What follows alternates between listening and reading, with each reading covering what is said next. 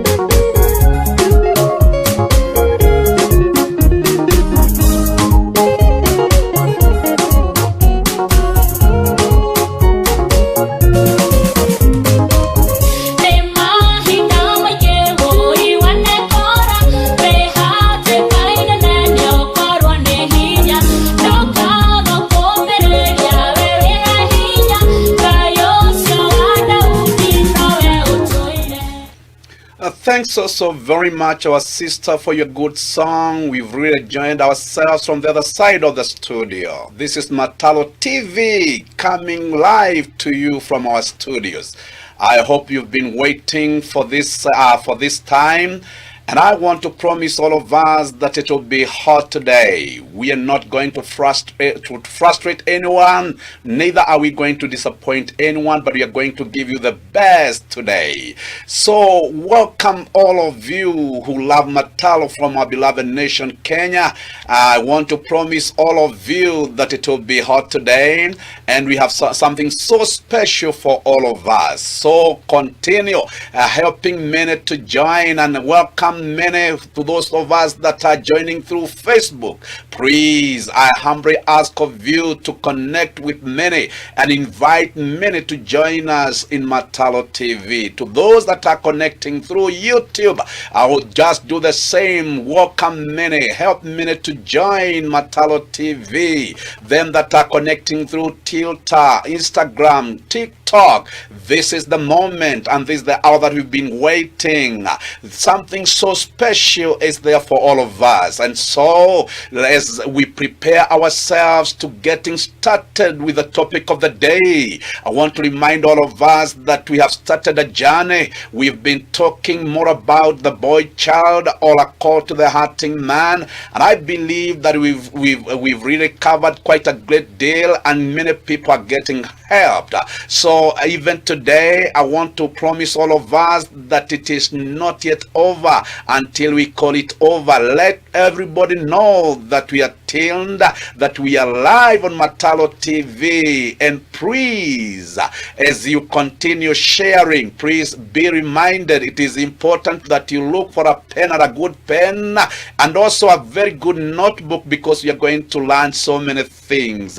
And this very particular time, I also want to invite on board our neighbors, the Tanzanians, those that are in Uganda, Rwanda, Burundi, South Sudan, Congo, and the whole of Africa. Not forgetting to invite on board them that are watching us from UK, from America, and from Russia, Germany, and other parts of the world. I just want to take this moment to welcome all of you, to feel at home, and to keep waiting, because we are about to hear something that will help us develop in the best way possible. Allow me to switch to the other side of the studio, even as we bring to us a number for and as we prepare to receiving that which is about to be released from our studios this moment. Welcome and enjoy the song.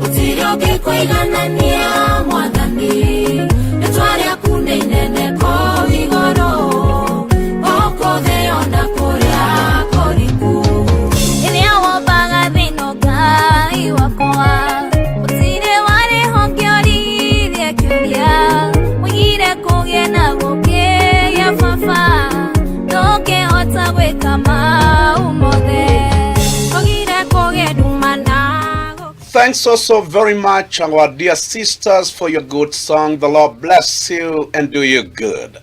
For the sake of those of you who are joining us for the first time in Mataro TV, this is where we discuss issues that concerns a man and concern the upbringing of a boy child.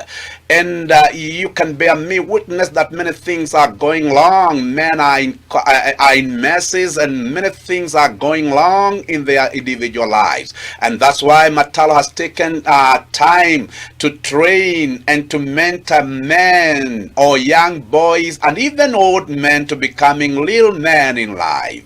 Now, this is how we started the journey. I remember we started by saying that a man is composed of 6 pillars, namely that he is a reader, he is a provider, a protector, he must be hardworking, a counselor, and a priest in his own capacity. And we have really worked on that, and we are now in this bracket of leadership whereby we take the young person to understand the 6 stages of leadership in order for them to become whole in their leadership, not lacking from one side but becoming whole in their leadership. And now these are 6 stages. What are these 6 stages that we are talking about? We train the young person or the young boy, the young man to understand that they must undergo the process of individual leadership, whereby they are trained on how best to lead themselves and not to lean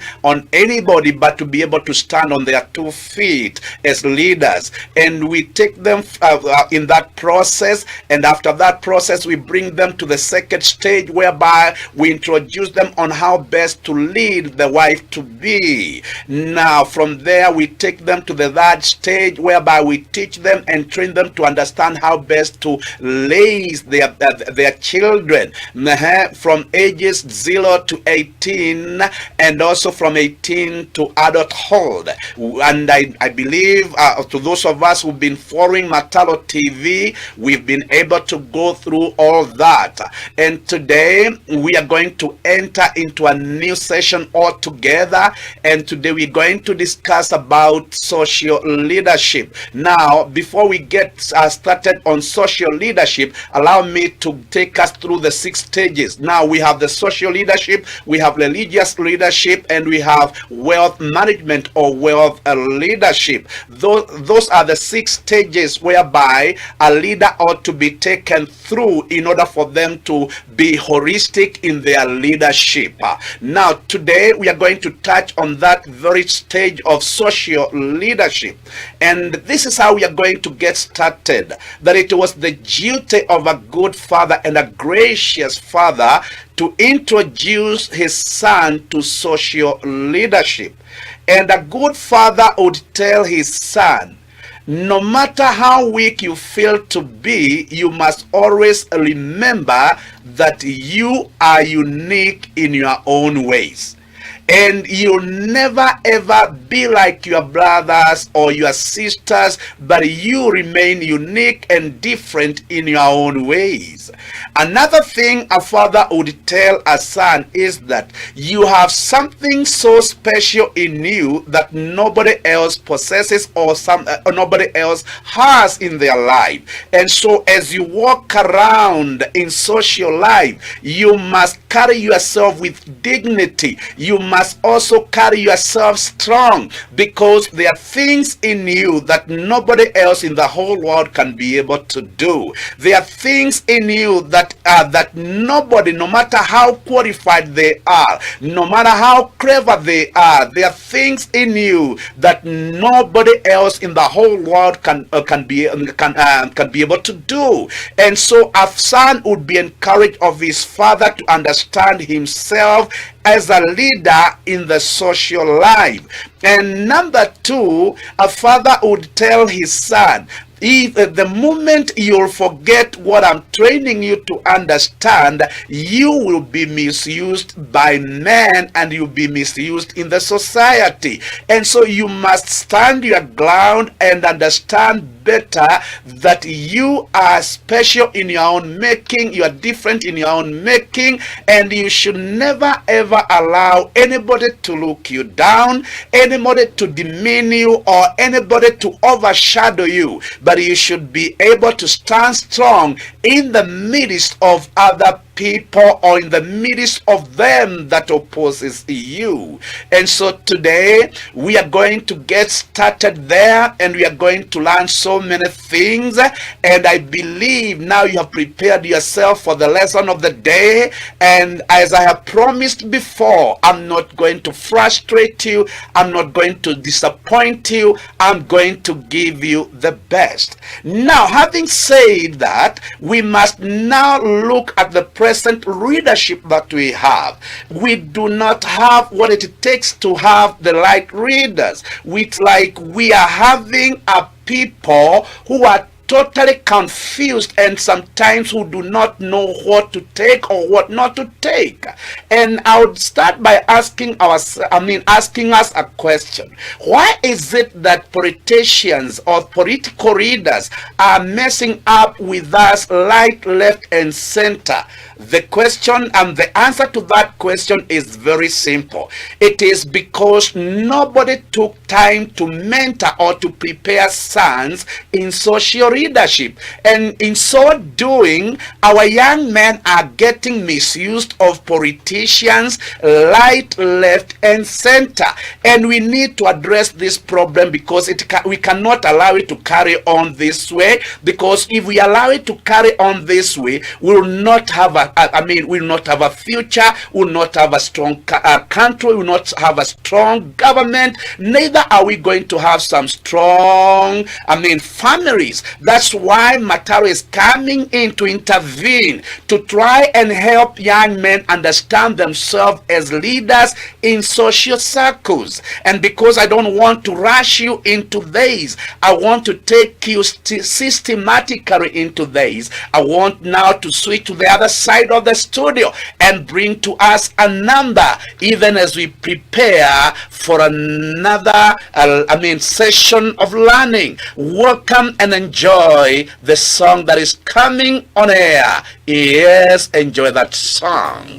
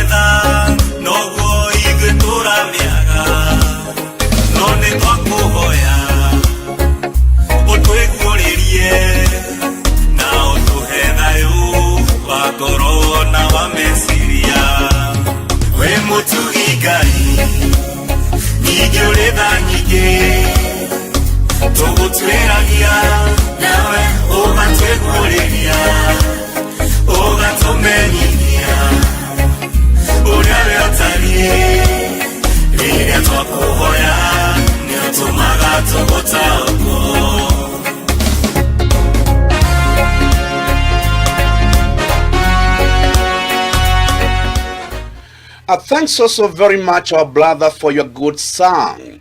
The Lord bless you.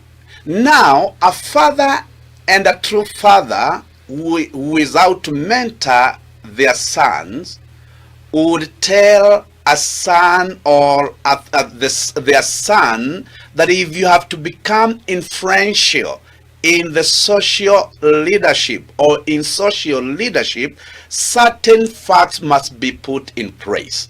Number one, that a son must be allowed to be different and special in their own ways. So I want to repeat myself again, that a father would take his son in the process of mentorship, that is in this area of social leadership, he would tell his son that if you want to become influential in your social leadership, certain facts must be put in place.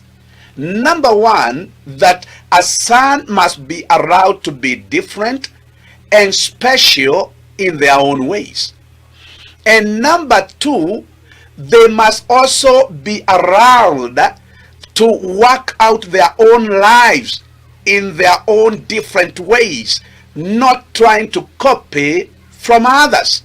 So from today, any son who is following the teachings, you must understand that you'll always be different from your brothers, you'll always be different from your sisters, you'll always be different from your friends, and you must be around to remain that way and to carry on in life as a different person from the other. You must also understand as a son that you are special in your own making. You are not like that other person. Neither are you like that other leader. You are your own making. You are special in your own making.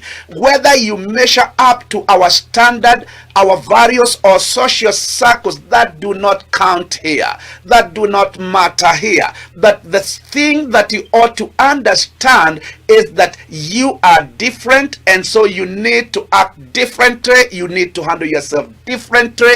You need also to conduct yourself in your own affairs in a different way. Not like that other brother, not like that other sister, that remain different in all that you are and in all that you have. And by doing so, you will be able to endure the opposition of life. You'll be able also to endure the pains that come along the way of life. And number two, see yourself so special in your own making. And so never, a father would tell his son, never ever compare yourself, because the moment you compare yourself, that's the time you lose focus of your life. That is the time you lose what you possess inside of you. So never ever compare yourself. You cannot be compared, neither should you compare yourself with anybody else. So carry yourself special, and by so doing, a father would lay a foundation to his son, and a strong foundation that would help him stand strong in the social matters and also in social leadership. Today we are failing from every side because we do not have fathers who are out to prepare their sons to understand that they are different from their brothers, they are different from their sisters, and they are also different from all those other people around them. So sometimes young ones always compare themselves. Sometimes young ones want to compete with those others because they do not know, they do not understand who they are, and so they keep on colliding. Their conflicts are now and then. We need to address these issues by mentoring our sons to understand that they are different, their behaviors are different, their way of doing things is different, and the way they conduct themselves is also very different from their brothers and sisters and also their neighbors. And another thing that a father would do to boost the self-image of his son is by telling them, my son, you are so special. You know, when a son carries a word from the father with them that lingers in their mind and also in their heart, reminding them that they are special, you cannot demean such sons, you cannot overlook such sons, neither can you demoralize such sons, because there is a voice inside of them that is speaking on a daily basis. That voice of our father keeps on speaking in them, and that voice of the father keep them strong and keep them going. So you should always be reminded as a young person growing up, and if you never found a father to mentor you, you need to be reminded that you are different, you are special, irrespective of our social status, our social values, or anything that concerns the society. You should be allowed to be different and special in your own making. And because I don't want to rush us into this, allow me to switch to the other side of the studio and bring to us a number, even as we prepare to go to that other phase.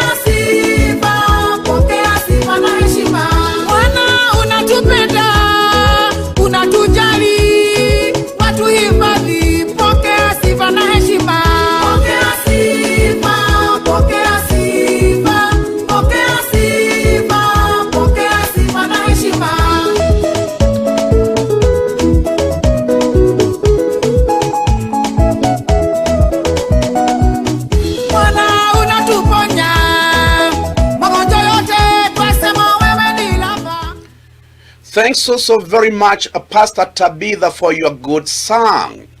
I hope somebody is following and somebody is moving together with us from the studio here. Now listen to this. It was the duty of a good father to introduce to his son this knowledge that every person that you see around deserves dignity and nobility. Yes, it was the duty of a good father to introduce a son to this information that every person that you see around deserves dignity and nobility as God's creation. So that was very important coming from the mouth of a father. So the moment you train your child, your daughter, or your son that they deserve dignity and nobility, you break fears in them. You break that weak point, the weaknesses that is in them, and you raise their self-image. You raise their self-esteem.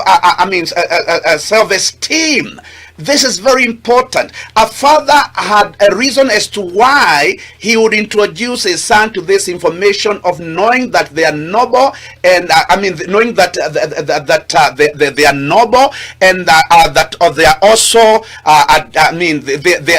they should be noble and they should be given the right respect. Now, a father knew that there is power in spoken word, and a father knew that there is power in allowing this kind of an information in their son, that all people that you see around deserves dignity and nobility. Now, when doing such, a father had this in their mind, that they are trying to bring up or to raise in their sons a good self-image and a good self-esteem. So a father would not stop there. Now, having said so to his son, he would not stop there, but he would go ahead to prepare a good self-image in this son, or in the son that he's bringing up. And he would tell his son, my son, never forget this, that as long as you are alive and kicking,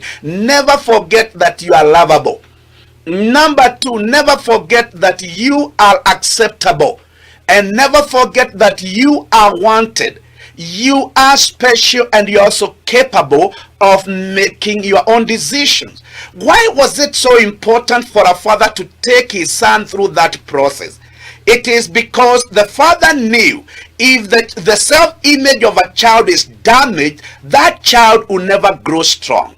if the self-image of a son is damaged, that son will never stand in the in social leadership strong. He'll always be messed up in social leadership, and he'll always be misused in by those other people who are more influential.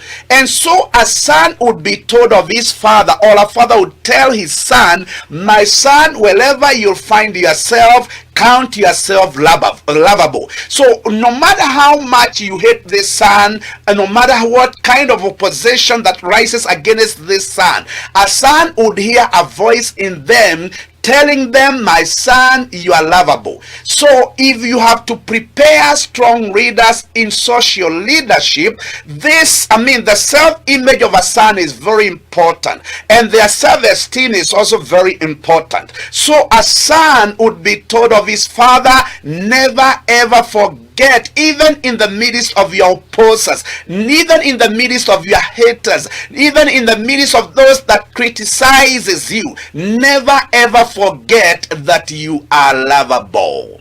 And when a son walks out feeling lovable or feeling loved, I'm telling you, it does not matter how much you criticize that son, they'll always emerge winners. They'll always emerge strong. No matter how much you oppose that son, as long as the voice of the father is speaking in them and that they are lovable, that son will fall and rise up. That son will mess up, but made up their messes and stand strong, and you can never ever assume them, neither can you demean them, neither can you overlook them, but they will always stand strong. Why? Because a father took time to prepare his son's self-image. Number two, a father would tell his son that you are acceptable. You know, with the current society, we have so many young people who are hurting and who do not know whether they are accepted in their family, by their friends, or their peer, their age groups. They have a lot of questions. They have a lot of emptiness in them. Listen to this. It was the duty of a good father to prepare their sons to understand that they are acceptable irrespective of what is happening. Despite the situation or the condition that they find themselves in, they should always remember they are acceptable. And I like it when I see it with the politicians, that it does not matter how many times you shout down a politician, they'll always rise up to make their point. It does not matter how much you oppose or criticize a politician, they'll always rise up to make their point. This is the kind of a spirit that I would like our sons to appreciate, that they are acceptable. A son should walk knowing that they are acceptable, not because everybody is pleased of them, not because everybody is happy with them, but because their self-image must be guarded, and the father must boost their self-image by giving them the right words to carry them through. Number three, a son would be told of his father, you are wanted. In other words, you are on demand. You are not simple. You are not simple. You are not just more time, but you are on high demand. And listen to this. When a son carries themselves with such understanding, you don't stop them. You don't tell them they cannot make it. You don't, you don't hinder them when they are out to do something. They are strong in all that they decide to do, and they are strong in their way of handling their matters, because they know, and they know it from inside of them, that they are wanted, they are on demand. And so when they find a chance to do something, they grab that opportunity, they grab that chance and stand strong and overshadow others. So if a son had to overshadow others, this one thing was needed in them. A father speaking in their lives that they are wanted, they are on demand. Let me tell you, when you find such a son coming your way or interacting with others, they'll always outshine others. They'll always, do better than others, because they have a force in them, a driving force in them, reminding them that they are on demand. So they don't allow any gap in leadership. They don't allow vacuum in leadership. They occupy all the time. Another thing a father would remind his son is that you are special. Now, combining that they are lovable, they are acceptable, they are wanted, and they are special. When they combine all that with this kind of a mentality that they are special, I'm telling you, these guys can move the world. They are not those guys who wait for things to happen, but they are those guys who cause things to happen. Now, listen to this. Not many people causes things to happen, but a majority wait for others to cause things to happen. But with a son who knows that they are special, they are wanted, they are acceptable, and they are loved, let me tell you, they will not wait for things to happen, but they cause things to happen. These are movers, these are go-getters, and you don't stop them when when they are out for something, or when they are determined to do something. You don't stop them, you don't fight them, you cannot win their battle. Now, the last one, a father would tell his son, you are capable of making your own decisions, and never ever forget that you are capable of making your own decisions. Now, what was the father trying to do in the life of his son? The father was only trying to create a mindset in their son that will keep on reminding them that they should not rely on other people's decision or opinion, which I don't deny that we need also other people's opinion and decisions, but a father would single out his son and let him understand the importance of making his own decision even before he accepts the decision from outside. So he would allow him understand the importance of developing the power in him to make the right decision, to make the right choices. Now, from such, a father would live knowing that his son will never be manipulated, his son will never be misused, his son will never be wasted for no good reason. His son will walk out in the social matters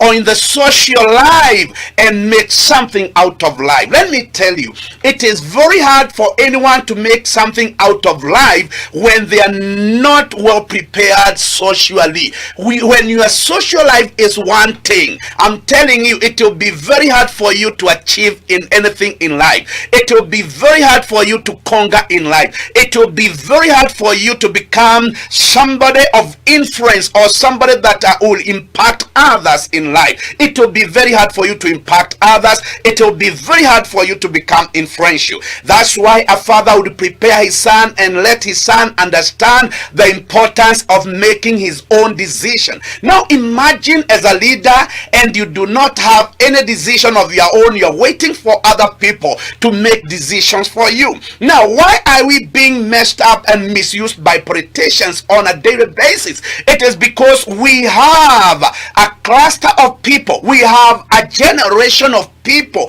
who do not know how best to make their own decision, who cannot work out their own issues and problems, who cannot reason with other leaders. And the father would remind his son, now that I'm raising you to become strong in your self-image and also in your self-esteem, you must always understand that you are a leader in your own making. Yes, do not wait for leaders to come to make decisions for you. Yes, it is important that leaders make decisions, but before they make their own decision, we should understand that we are also leaders. A son would be told of his father, you should also understand that you are also a leader in your own capacity. So don't wait for a decision from those strong leaders. Even when you are not strong like they are, you are still a leader in your own capacity. And what ought to be appreciated when leaders come together is dialogue, but it is not some cook decision that will be fed to people. Now, this is very important, and this is what we are lacking in the society today.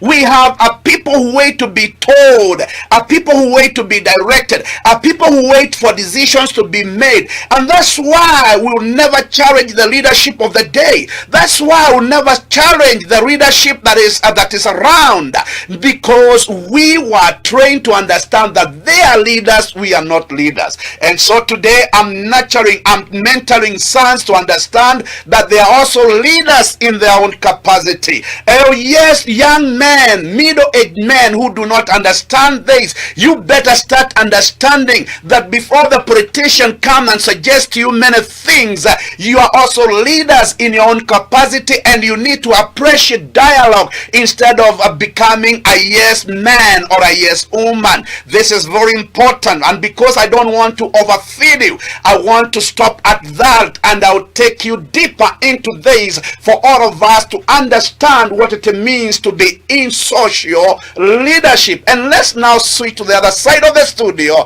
and receive a number, and I want to promise you that as we come back, it will be more hot. Wow, I believe you are enjoying yourself. You're not enduring, but you are enjoying yourself. Welcome and enjoy this number.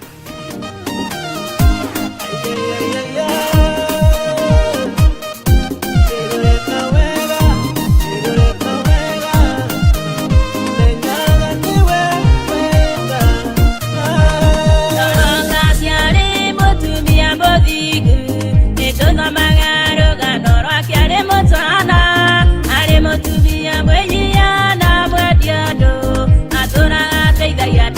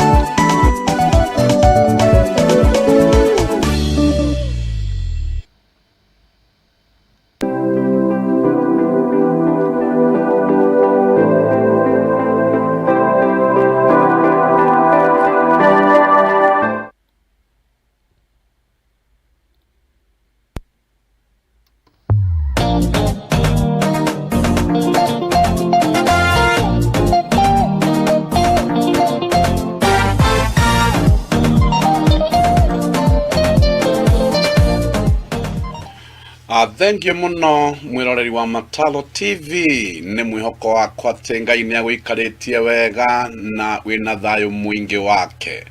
Muthenya mwega ucio Ngai witu atuhete ni tukugia mitambo-ini kana tuko twi hamwe mitambo-ini nigetha turunge meri matatu maria megie maundu maria maturigiceirie na maria matwigie.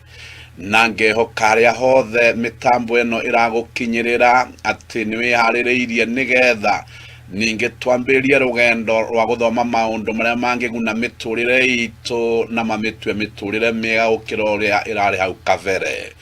Ni mwihoko wakwa hamwe noguo ati ni uthiite ugiakagwo ni ibindi iria itiganite iria ukoretwo ukiamukira kuma Mataro TV na muthenya mwega wa umuthi ngakuririkania ati no thiini wa Mataro TV uheagwo irio itari ndoro cumbe irio icigananeirie kimucamo cumbe na maguta gutire gikirite kiria kingi ukagia na uigananu mwega na nindirehoka ati ni uthiite nawe ukiriaga no kiganaga nacio angi irio icio njega ukoretwo kiamukira kuma Mataro TV. Ririkana no thiini wa Mataro TV tunyihagia hathara tukongerera faida. Ni thiini wa Mataro TV urutagwo uria ungihota kwimenya na kwitikira na kurutithia wira kiria Ngai ekirite thiini waku. Na noho ririkanagio ati nduri mundu wa tuhu wi mundu wa bata na mundu Ngai ombire endeire na mundu Ngai ae na mubango mwega iguru ya muturire wake. Na nikio Mataro TV etanogaga ni guka o muthenya gukuririkania maundu macio makwegie nigetha ugie na kirugamo na kwihanda wega muturire-ini. Niko kienda kuya mweke ucio riu ndikimunyite ugeni haria hothe muri tuturi tuothe twa bururi uyu na ngehoka haria ruthiomi ruraiguika ati ni uguthie na mbere ukirathimagwo no kiigua maundu mega na magugwaka. Ni turenda twarie muthenya wa umuthi uhoro wa mwana wa kairitu ni undu baba ndareraga o mwana wa kahi ni mureri ona mwana wa kairitu na koguo he kigongo gweta hana githungu na ningucoka thie ngitaragiria o kiharagiria nigetha twambirie rugendo rwa guthoma. Niki gitumite tukorwo na anake aingi na iretu aingi me thiini wa kiria twitaga identity crisis. Niki gitumite anake aitu aingi na iretu aingi makorwo me thiini wa kindu kiria twitaga na githungu identity crisis. Maundu macio maonekaga ni tondu baba niagire kurugama haria hamwagireire nigetha he mwana wake wa kairitu identity na he mwana wake wa kahi identity. Na koguo riria baba eherera hagia na kindu gitagwo identity crisis na nikio gukeigua andu ahura umwe ni marethana muiritu agetha muiritu uria ungi mwanake agetha mwanake uria ungi akamutua muka. Maundu ta macio mothe ni haria moimaga na nikio twenda tuthie na mbere tugiciragia na wari uhoro wa maundu mana twicirie uria tukuma thina-ini ucio. Indi umuthi tukwenda kwaria tu uhoro wa mwana wa kairitu na tumukinyukithie ni undu ni abataritio ni baba wa kumumenta wa kumukinyukithia na wa kumumenyithia uria muturire uturagwo. Na koguo ni tugucoka mwena uria ungi wa studio nigetha tuheo rwimbo rukuhi na thutha ucio twamukire urutani wa muthenya wa umuthi wigie mwana wa kairitu. Aria mwing'enda-ini itiganite ningumuhoya na gitio riu mwarahurane nigetha haria hothe andu mari na aria magie ni gukorwo makiigua uhoro ucio na particularly atumia na iritu riu ona arume thikiriria itondu uguni uyu ni witu ithuothe. Ni twamukire undu ucio na twamukire na uhoro wa kwitikira nigetha tugune. Twigua rwimbo ruraingira mitambo-ini na njira nyoroku teno.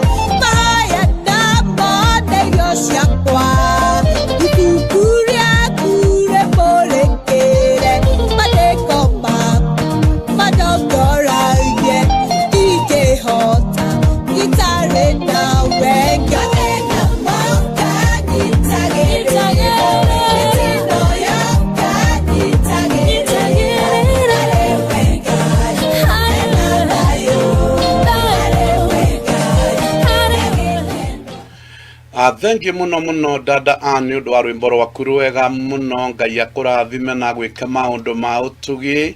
Twaiga muthenya wa umuthi turathiĩ kurora na kwĩciria na ũriku ũhoro wa mwana wa kairĩtu. Nĩ njũĩ nĩ ũkoretwo ibindi itiganĩte ũkĩboro na tukonania ũrĩa mwana wa kairĩtu akũraga ena bitterness rĩrĩa hagĩa na ũhoro wa vacuum, kana rĩrĩa baba aherera mũtũrĩre wake na kaga kũmũhe wendo ũrĩa wagĩrĩire. Nĩ akũraga na bitterness na njĩra itiganĩte, na agakorwo mwana wĩna maciũria nyingĩ mũno itarĩ mũndũ ũngĩhota gũcicokia.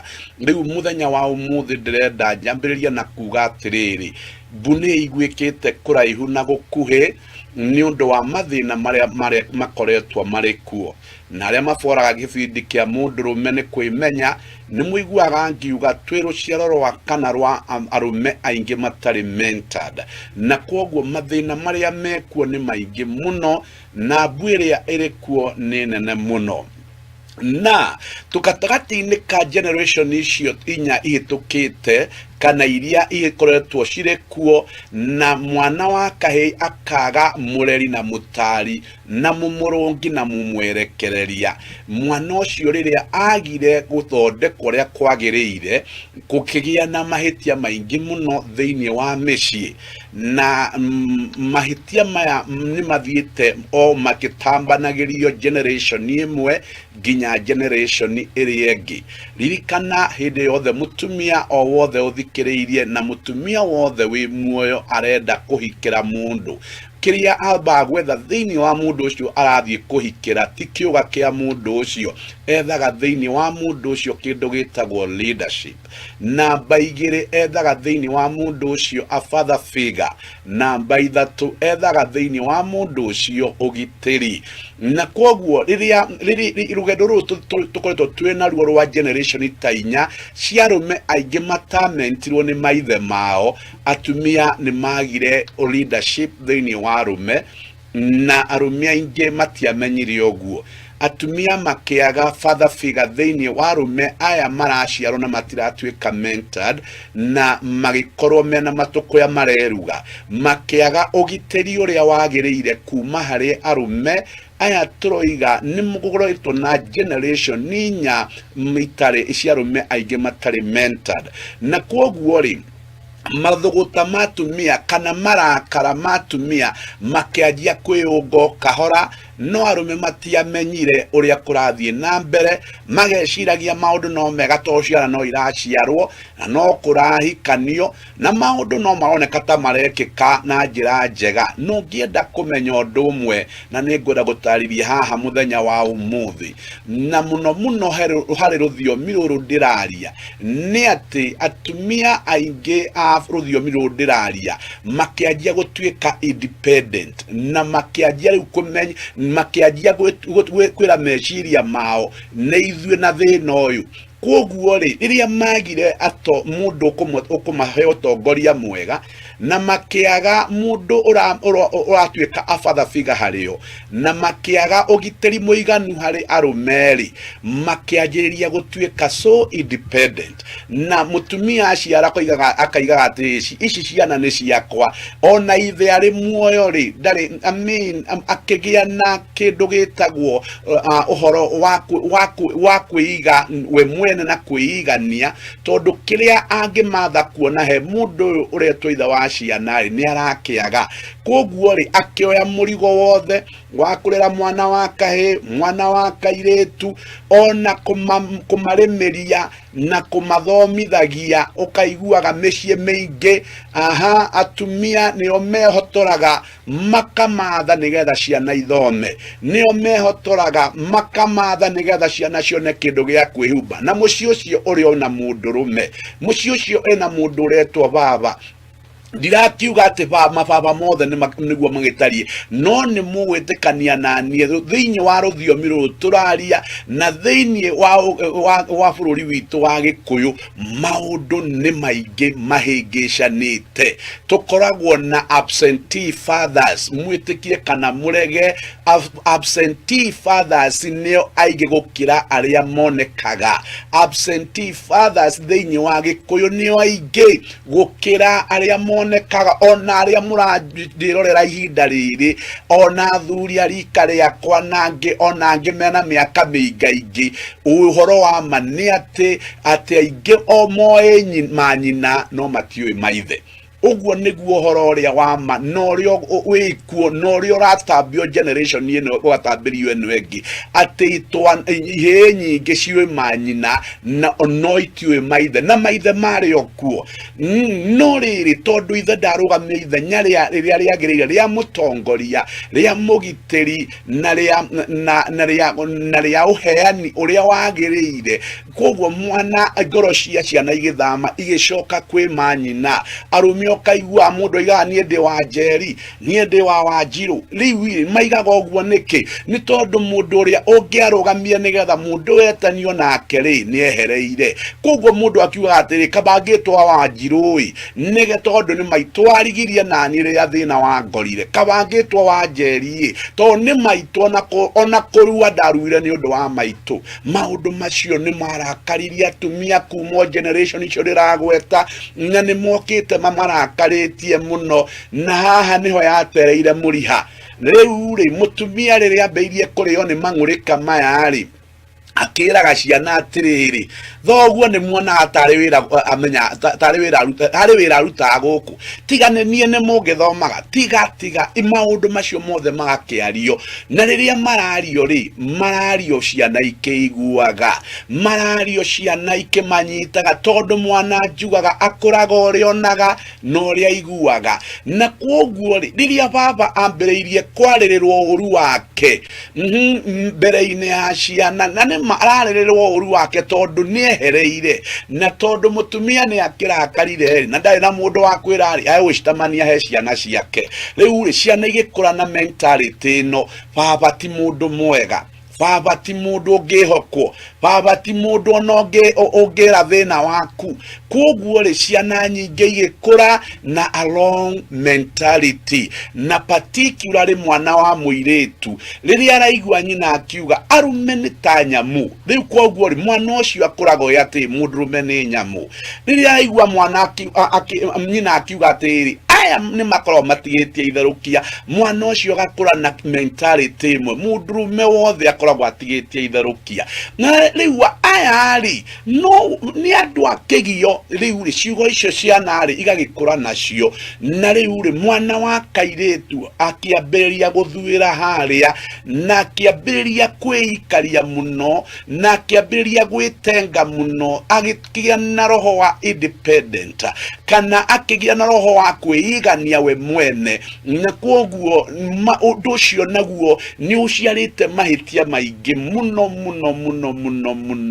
mahitia maingi uri andu matoi na nikio Mataro TV iroka nigetha igirire hahai igerie gucokia rũĩ rũrũ mukaroi tondu rwathi uguo ruthiite ri ndirenda ndimwire Gikuyu gitu haria muranjigua thina uria wina guku mbere itu mutire mwawona mauru maria mena guku mbere itu mutimoi na nikio rona tutingitigithiria na tutingiumbika mitwe ite twiri-ini tondu mahitia ni maimirire kiamia kimwe kiragwo ciragwo ciamia ciothe na koguo ri okorwo kimwe kiamia ciragwo ciamia ciothe ri nakio kimwe gia kirungari no kurungike kiundu guothe riu koguo ri ndekenda kuga atia no muhaka turunge mahitia maya na no muhaka tucokie mwana wa kairetu haria hamwagiriire na nginya nake emenye tondu muthi undirenda kuonia mwana wa kairetu maundu ma bata muno maria matumaga mutumia eturie mutumia na maria mangituma mutumia ature etagwo queen thiini wa nyumba yake maundu macio nimo ndirathi gukuruta mwana wa kairetu tondu baba ni angiakurutire tiga kwahitanire no tondu baba ni Ngai wa muheanite na muheanite arutite wira mukinyaniru na wira arikite mũthikĩtie na akoiga nĩ mwega, ihinda rĩu nĩ ikinyu nĩgetha ningĩ baba akwarĩrie rĩngĩ, akwarĩrie we wĩ mũhiku, akwarĩrie we ũrenda kũhika, akwarĩrie kairĩtu gaitũ kanini, o nginya ũmenye mũtũrĩre ũrĩa ũtũragwo, tondũ wamenya ũguo nĩ kũrĩ maũndũ mekũgarũrũka. Twambe tũcoke mwena ũrĩa ũngĩ wa studio, tuheo rwĩmbo rũrũ rũraingĩra mĩtambo-inĩ na njĩra nyoroku teno.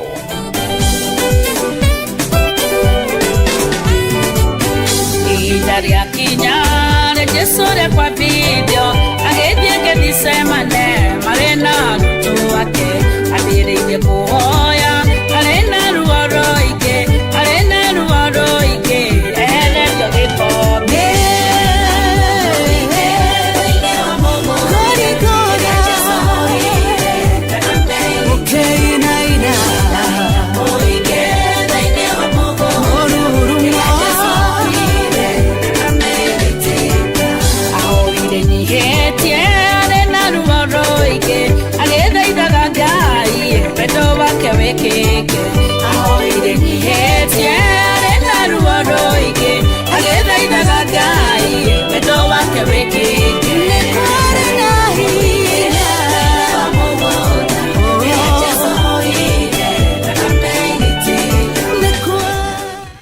Thank you muno Pastor Jedida ni undu wa rwimbo rwaku rwega, Ngai agikurathime.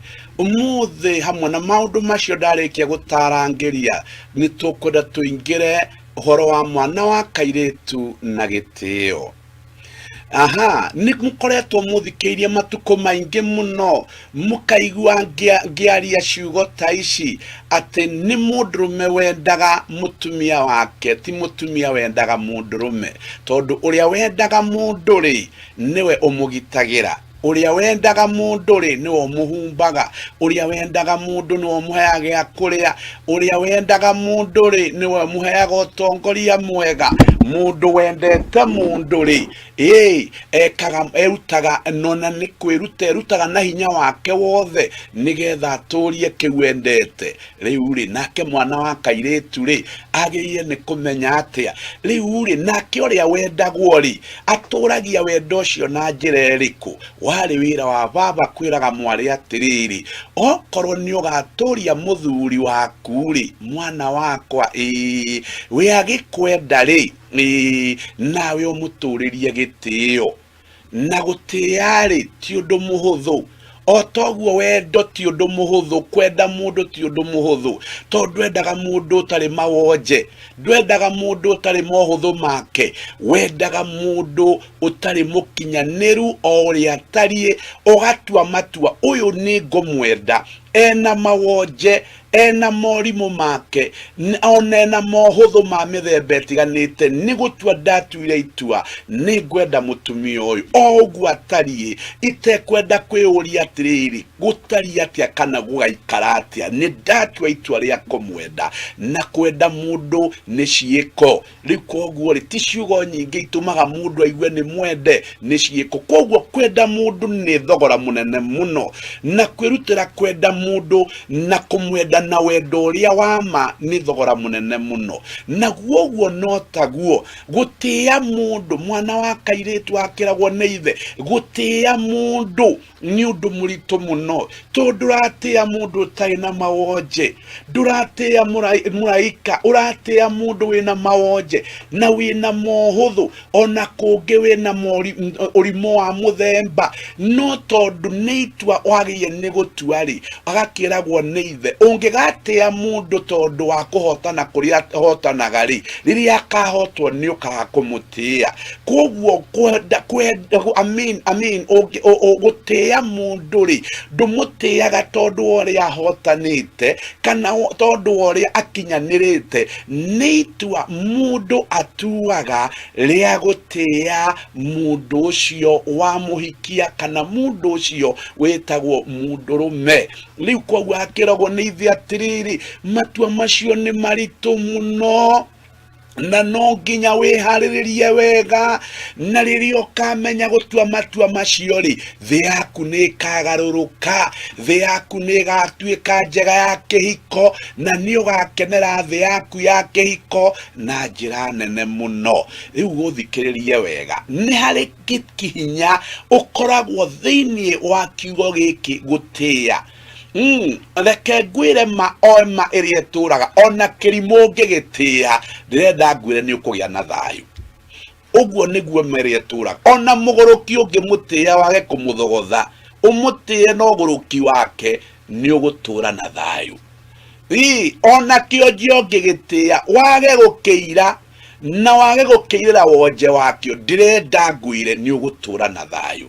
Agakiragwo ni ithi atiriri nigetha ugaturia matuko ma thayu no gaturia kihiko gi thayu ri wirutage gutua matua macio marito muno magutia mundu ucio riria ukamutia ri akerwo ni ithe una kara gaku akakiuna kara agakirwo atiriri ni ugeturia na thayu. Akerwo una kara ringi nyumba yaku nigatura na gikeno. Akerwo una kara ringi ciana ciaku ri nikagia na mureri na mugitiri. Akerwo ina kara ringi ciana ciaku ri nikarigia na kirathimo no ti kirumi. Akerwo ina kara ringi ni ugateithio kwa mundu ucio na kuri andu ao. Akerwo ina kara ringi ona ni ugateithio muingi-ini tondu mundu uria riria aukamutia nake akoya gitio kiria agitambie. Riu ri umuthi utwina mutino munene muno tondu twana twitu twatuiretu ri tukurite na ruthuro rwa rume. Tondu ni tuiguaga generation icio ria mutongoria mundurume ahingicanirwo ni muturire ri maundu maingi makihingicana koguo tutie na blame turoka mwena uyu kana mwena uyu turoka kuonania haria maundu matereire muriha nigetha tucokie rui mukaro.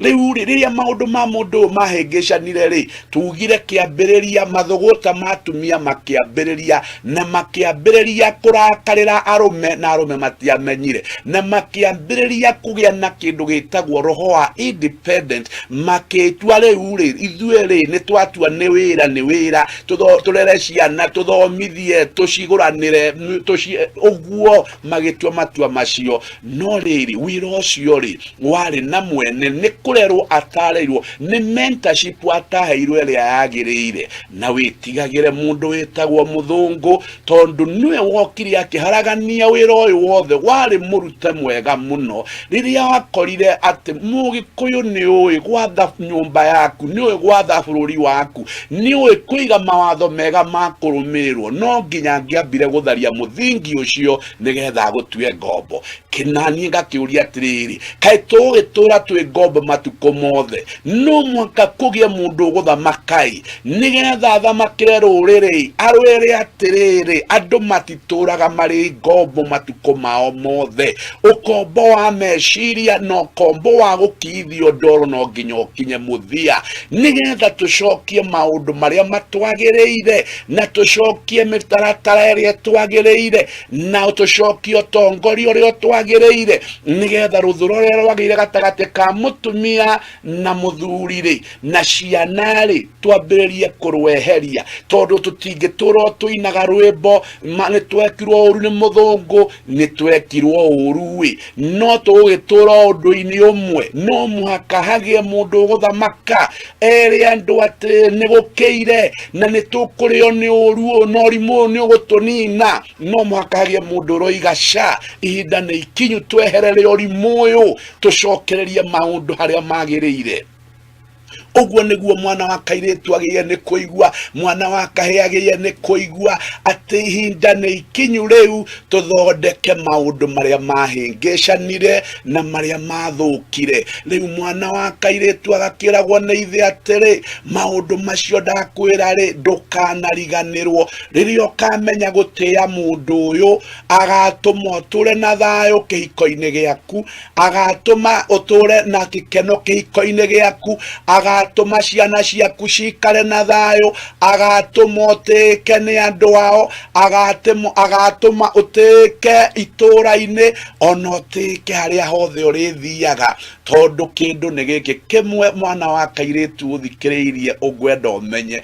Ungikamenya gutia mundurume nama nake nioi kuonjorithia gitio kiu, amikaga sure nawe ni watio, na akamake sure ati akugitirite ndungihutika. Uguo niguo gukorwo gutarie, tiga no haria maundu mahingicanire. Na nikio murona ngariria mwana wa kahi, ngacoka ngoka mwena uyu ungi ngariria mwana wa kairitu, nigetha hote ku balance maundu maya, ndigakiogokerere mwena uyu muno, uyu ungi ure na ure biu.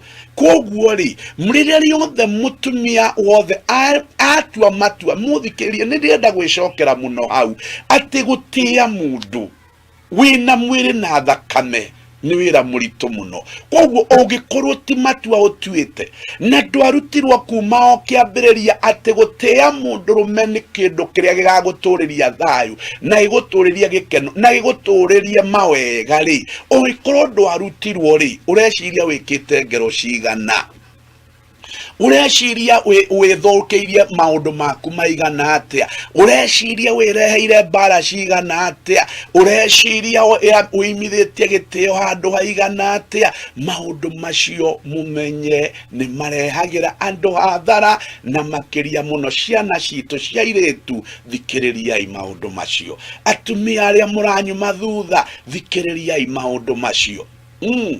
Eni tondu muthi uyu ri blame yothe ri hari mwana wa kahi, na nie ngamuria atiri ni mui kiria na inyu mwateire, tondu blame ino no makatumieherie. Kindu kiria gitagwo blame game gitihotanaga, no muhaka hagie na andu maraikara thi makerana atiriri ni turorane maitho kwa maitho, twirane ma na merie gututuria. Koguo twirana ati mwana wa kairitu, jukumu yaku nene ni kuhoya Ngai aguteithie gukagia na gitio na mundu uria Ngai agakuhe. Na ndakwira mundu wothe muciene mundu wanja, gutire mundu mukinyaniru igana kwa igana. Ona ni ndirakwariria ndikinyanirite, ndirio mawonje makwa, ndirio mohuthu makwa, ndikinyanirite. Koguo ni itua mundu atuaga ria gutia, na he mundurume nake uranjigua ndwendaga mutumia waku tondu ni akinyanirite igana kwa igana. Ona mutumia ucio wi nake gwaku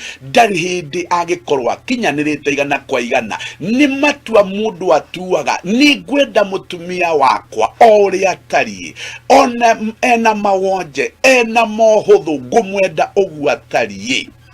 Ni itua mundu atuaga. Otherwise ungiagutua itua ndungikana na mutumia muthenya umwe, ungiagutua itua ndungikana na muthuri muthenya umwe. O hau niho riu tukinyite, na tondu ndikwenda gugutengeria ri, ni ngwenda gugutwara ikinya ria kahora ri. Twambe tucoke mwena uria ungi wa studio, tuheo rwimbo ruru ruraingira mitambo-ini na njira nyoroku teno.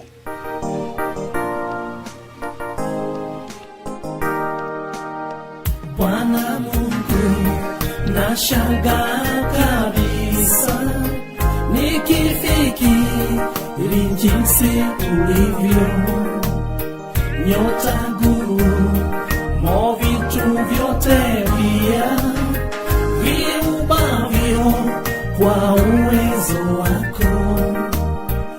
Roho yangu na ikuimbie jinsi wewe ulivyo mkuu.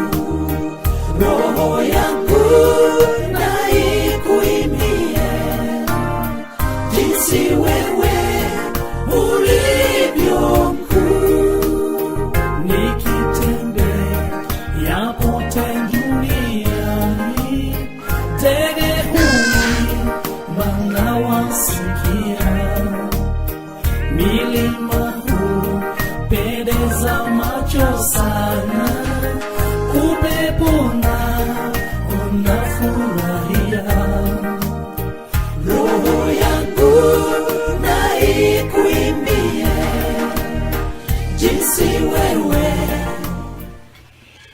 Thank you muno Alexander Mtume, Ngai akurathime muno ni rwimbo rwaku rwega. Hari maundu ndirenda kuhutia haha ni undu wa twana twitu twa tuiretu, ni undu wa iretu aitu aria agima, na ni undu wa atumia aria mathikiriirie tabarira ino. Muthikiririe wega, tondu ni wega uhoro umage kuma haria muthugungu aigaga from the horse's mouth. Ni ngukwariria ta baba na ngwaririe ta mundurume, ngumenyithie maundu maya mwana wakwa wa kairetu, ona ngwaririe we mutumia uthikiriirie na muiretu we urafuata.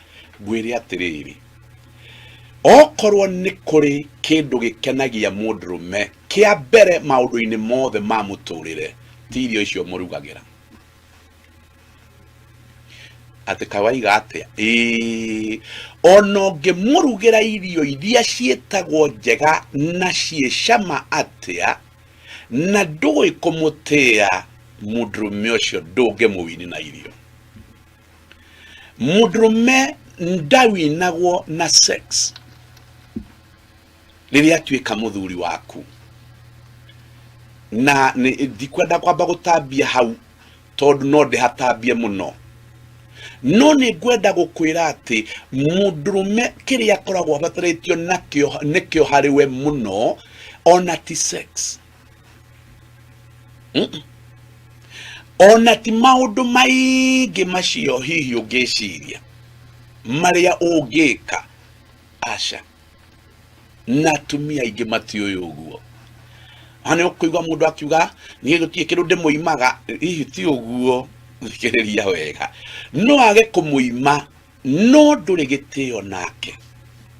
Kiria mundurume wothe muciari ni mundu wanja ethaga he mutumia no kindu kimwe, na nikio kihinguraga maundu maya mangi mothe. Nikio ki ethaga kindu gitagwo gitio. Koguo ni ngwenda ngorute muno, ngwire ona ungikarehera mundu ucio kiheo, ona ungirutaniria ugure buroti, ona ungirutaniria uruga irio iria njega muno, ona ungirutaniria umuhe mwiri waku na nduramutia, ndenda gukwira maundu macio mothe akamatua tuhu wa tuhu muthenya umwe wa mithenya. Ona ungithio umugurire ngari no mwire mundu wakwa ini ndakugurire no tie guthia maguru na nduramuhe gitio, ndirenda ngwire muthenya umwe wa mithenya ni ukamaka muno, no make umake biu uiguite kite kiundu tangihota gwitikia. Tondu mundurume o wothe na aria mathikiririe ni moyo uguo, angiona mutumia ukumutia na mutumia ukumwathikira, ndirenda ngwire mundu ucio no age hinya wa gwitiria he mutumia uria. Koguo mwana wa kairetu akiragwo ni ithe atiri, wenda waku ndakanombwo na nja tondu twarume mombanaga ri, riu menyaga kumutia, na wamutia ri ni ukumuturia na ndakagayanwo na kuuja. No riria ukaremwo ni kumutia ri ni ukatura urwaga mbara utakahota kuhota, tondu ngoro ya mundurume wothe ituraga icangacagaga igietha gitio.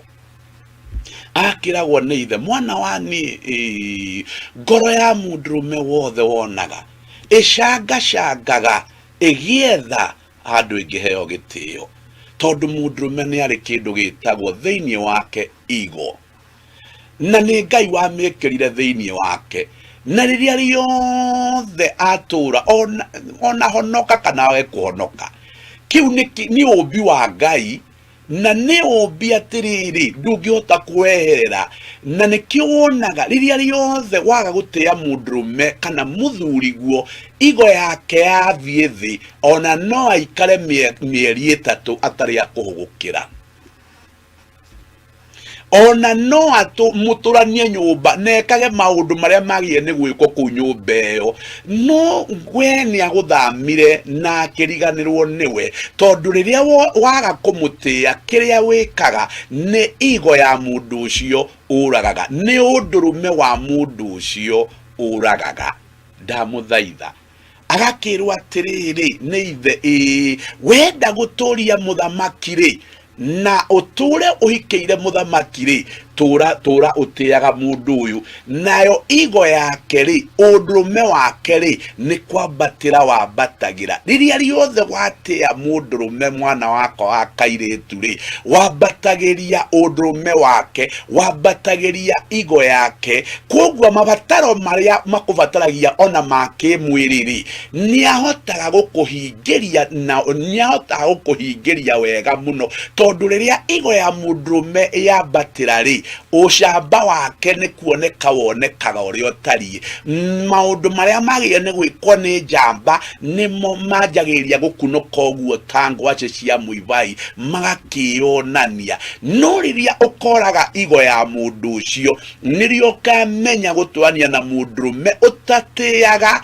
uria kugite ugaturwo nginya uthie kaburi na mundu ucio ni muritu takigera tondu riria igo yacoka thi ndari uri abagia ukwirorera na maitho gutiri undu mukaraniria gutiri undu mugacokaniria gutiri undu mugaka mwi hamwe no riria riothe ugatugiria igo yake ndirenda ngwire amenya ni umutite agika kaundu ogothe ni arikwiraga mundu wakwa toka ni ndirenda kugura kaburoti hanai ni ndina tubeca njigite hanai urona atia ni arikumenyithagia maundu make niki kiratuma arume umuthi makwe indo ciao ikeguna na bengi ni kiratuma umuthi uyu arume makwe indo ciao ikeguna na mawakiri niki kiratuma umuthi uyu arume makwe indo ciao ikahurunjuka ni tondu riri ni hagire baba wa guthomithia ari ao mamere atiriri kuria indo cia mundu uyu ri ni kumenya kumutia kumenyaga hitho ciake ri ni kumenya kumutia kumenyaga uria endaga ri ni kumenya kumutia riria riothe ukarigwo ni uguo mwana wakwa wa kairitu gutire mundu muritu na gutire mundu ugeta hiti nyamu nyingi maritwa maria magitagwo harume gutire mundu ugeta maritwa maingi ta mundu ucio mwinake tondu agagurituria muturire urituheta kigera agagwikira kieha gitagaguthira agagwikira ruo rutagaguthira koguo agakiragwo ni ithe mwana wakwa wa kairitu wenda kuhota na kugia na muthamaki muturire-ini waku he mundu ugitio na ndukana muhe gitio tondu wa uria hotanite ndukana muhe gitio tondu uria akurire irinda riega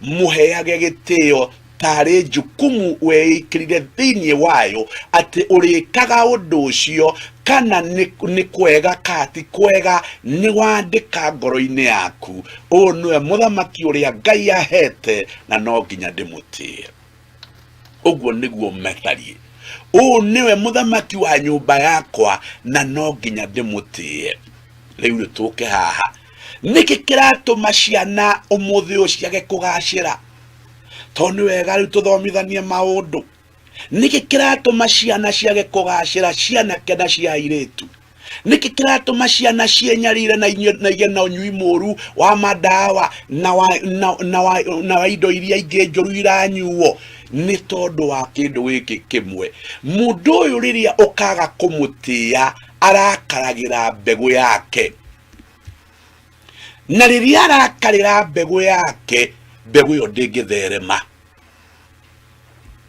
njokere ciugo ici riria riothe ukaremwo ni gutia mundu ucio na niwe ithe wa ciana ciaku riria agakundika ngoro arakarire mbegu yake ndirenda ngwire ciana icio itingitherema ciana icio itingigacira niki ni tondu wetiwe mwene mbeu ikoragwo na mundu ucio uranyarara no ciorona tatari bata angirakarira mbeu iyo iriagwo ni marakara macio nginya ruciaro rwayo na nikio muthi andu maroria tiri kai gwaikarire atia kai maciarirwo aria matari mbugi matu thikiriria wega kihumo kia maundu macio mothe ri kirioho mundu ucio nikio agiye ni gutio baba akira kairetu gake atiri mundu uyu hiwe kumutiaga tondu no uciare na agatio ruciaro rwaku tuhu wa tuhu riu nigetha ciana ciaku ikarigia na irigia na wega na irigia na mwago tiaga mundu uyu tondu riria ukamutia agakurathimira ruciaro na aria muthikireirie tiga ni andu matuko maya matoi ni ngwenda ndimwire atiri kirumi kia baba ni kiuru na kiriaga ihenya uria utari wona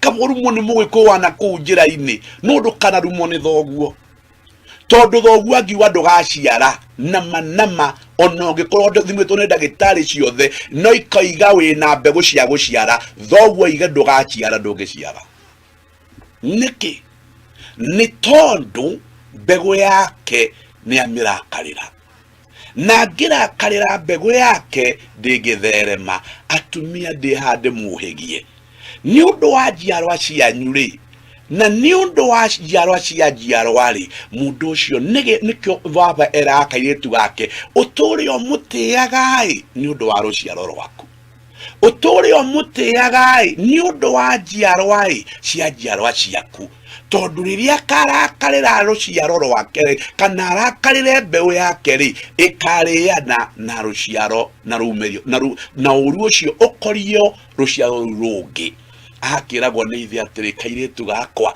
ngai ni wa manane wa kwihokeka riria waiguire aiga utiage muthuri guo ni ugi munene ahithite kiugo-ini kiu nake mundu meria ndi mwena uria ungi ngiruta mwana wa kahiri ndimwiraga ati riria waiguire ngai akwira wendage mukaguo nakuo kwenda kuri kuri mawega maingi muno gukorwo gukuite riria ukamenya kwenda mukaguo maundu macio uturi umamenyete mwana wakwa uthikireirie wa kairetu mutumia uyu uthikireirie maundu macio ndukanariganirwo na uture witigagira muno mundu ucio angikajia kungotha ni undu wa mbegu yake tondu ari akunario akugutura kwao muoyo na gutherema kwao ni rurimi rwa mundu ucio na riria riothe warigwo ni uguo umaguragira kirumi na kanwa gaku umaguragira kirumi na ciiko ciaku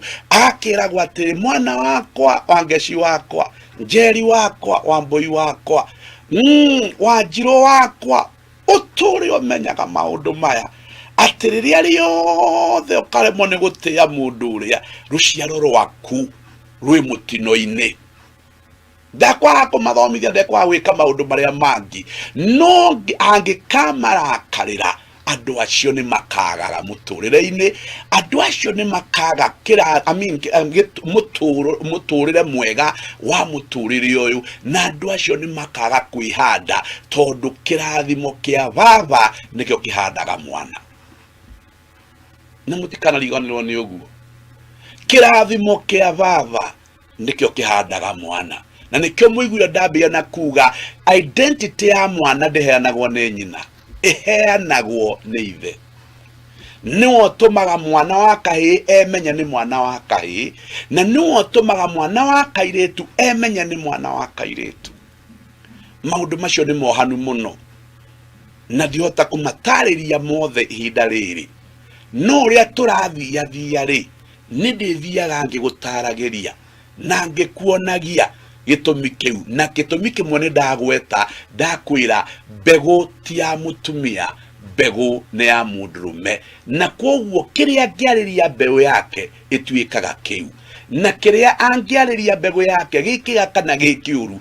nikionekaga maundu macio agakiragwo ni ithe mtiaga mundu uyu nigetha ukirakenete akoiga atiriri iyo ici ciakwa murori magukumia airetu yakwa murohikana muciare ayo kiragathamaka akiuga ngai arotuma mugathere mabururi uyu na irathimo cia tiri kamwitikira ndukenagie mundu ucio ndumutie ciugo icio araruta igatuma andu acio mathereme bururi-ini na mathereme itura-ini na mathereme matura-ini maundu macio ni mabata indi ni tondu ni rwakehereire mukarori umuthi uyu ni ukuigwa mundu akiuga nie ciana ici ciakwa nicio nie ngacirathima oi ni kurigwo tathikiriria wega okorwo ithe ari muoyo ri muthuri ucio no korwe na hunyo kongo baba na hunyo waku ugakiugo ni undu wa ciana ici riu maundu macio ni mamenyagwo ni andu na mature mamenyetwo mwana wanie wa kairetu riu ni njui maundu macio nduramoe na ni njui ni waritie uru muingi muno arume no Ngai angikuhe kamwekeri tambiriria kwirira mehia maku na wire Ngai atiriri riukia mbegu iyo ya gitio thiini wakwa nigetha uria uhete nyambiririe kumutia uria ukahe ngamutia uria ukahe iritu akwa makamutia nigetha ruciaro rwao rugeturia na thayu bururi uyu waragariwa ndikwenda guthii makeria ma hau no ndacokereria ri ni ngukuruta ningi maundu mangi mageni muno maria wagie ni gukorwo menyete ta mwana wa kairetu tondu ki gitumi gia heane maundu maya ri ni tondu ni andu ni magie ni kumenya muno na magie ni gukuoka muno ati mutarani ni ti mutumia mutarani ni mundurume wa nyumba yake niwe dinahura tarani mujigwe wega ni kuri utarani wa guthomera na ni kuri utarani uria Ngai ahea mutongoria wa muciarire na niguo nie ndirakuhe haha utarani uria Ngai aheanaga wa muciarire na ni koiguaga ni kuri ugi wa mabuku na ni kuri ugi wa muciarire na itiguanaine ni kuri mundu mugi muno na mabuku no mukigu muno muturire-ini riu nie ndirakuruta atiri ugi wa Ngai wa muciarire ri niguo ndiragukundia umenyo wa Ngai wa muciarire ri niguo ndirakuhe nigetha riri ndukae kura ndakwira mudrume Ngai amumbite na ituga ithathatu ni mutongoria ni muheani wa gia kuria na gia kunywa ni mugitiri ni muruti wa wira na kio ni mutarani na ongienda gugatura wega ri ndenda ngwire kara gaka urona gaka kanini ka muira ri gaka niko kaheagwo ko balance gako getinio nirio ngimenya nduri balance ya guoko na koguo Ngai aigaga mundurume nyumba yake ta mutarani ta muhei balance nyumba iyo nikio aigitwo hau kara gaka gatano mutarani nigetha ki da aheage muturire wa nyumba yake balance aheage andu ake balance koguo mutarani muheani wa kirira Ngai amumbite mundurume tondu ikoro mutongoria utarikirira maundu macio nimo gwenda uikare ukimenyaga na gwenda uikare ukimathagumagia nigetha ki ndukanae kurio ni uru uri urite andu maundu macio umaturie no maigage wega na uhoe Ngai ambiririe kuheria thiini waku roho wa an independent spirit tondu ucio riria ugakugia wothe ndiraria ukautua ni wira wa mana onani no ukanuma na uge odio ndiroiga no tondu nduiri nikio ndi mitambo-ini nigetha nguthomithie na ngurunge na nguonererie tondu Ngai ni arahuraga mugambo o generation ini nigetha mugambo ucio wanirire na wonereria andu na werekereria andu no taranage na kira kiria kingiguna andu koguo ri mwana wakwa wa kairetu ni njui maundu mamwe ndaria ni maruru muno tangaita na mangeti nimegukua hinda gwitikirika no mwisho-ini wa uhorori taturia maruurie Ngai atiri niki wahithite hari kiugo giki gutia niki wahithite hari kiugo giki gutia nake mwana wakahe uthikiriirie uthiurie Ngai atiri niki wahithite hari kiugo giki kwenda icio nicio cigo iria ire ndahinga nacio kivindi na ninjui ndacokereria ningugutwara ikinya ringi na ikinya rigugukenia. Ngai arokurathima tukiigua rwimbo ruru rwaingira mitambo-ini na njira nyoroku teno.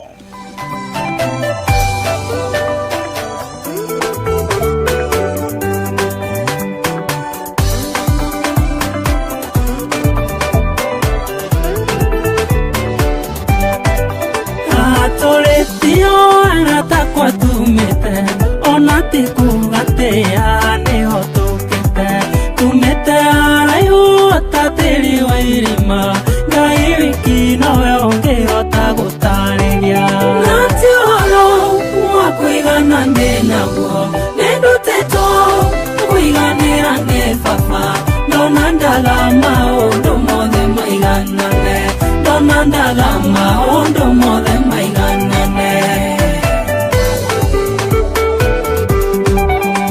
Otuleti wotwale tukiambeleria tumete harayu rugano rugiandiko twale ainye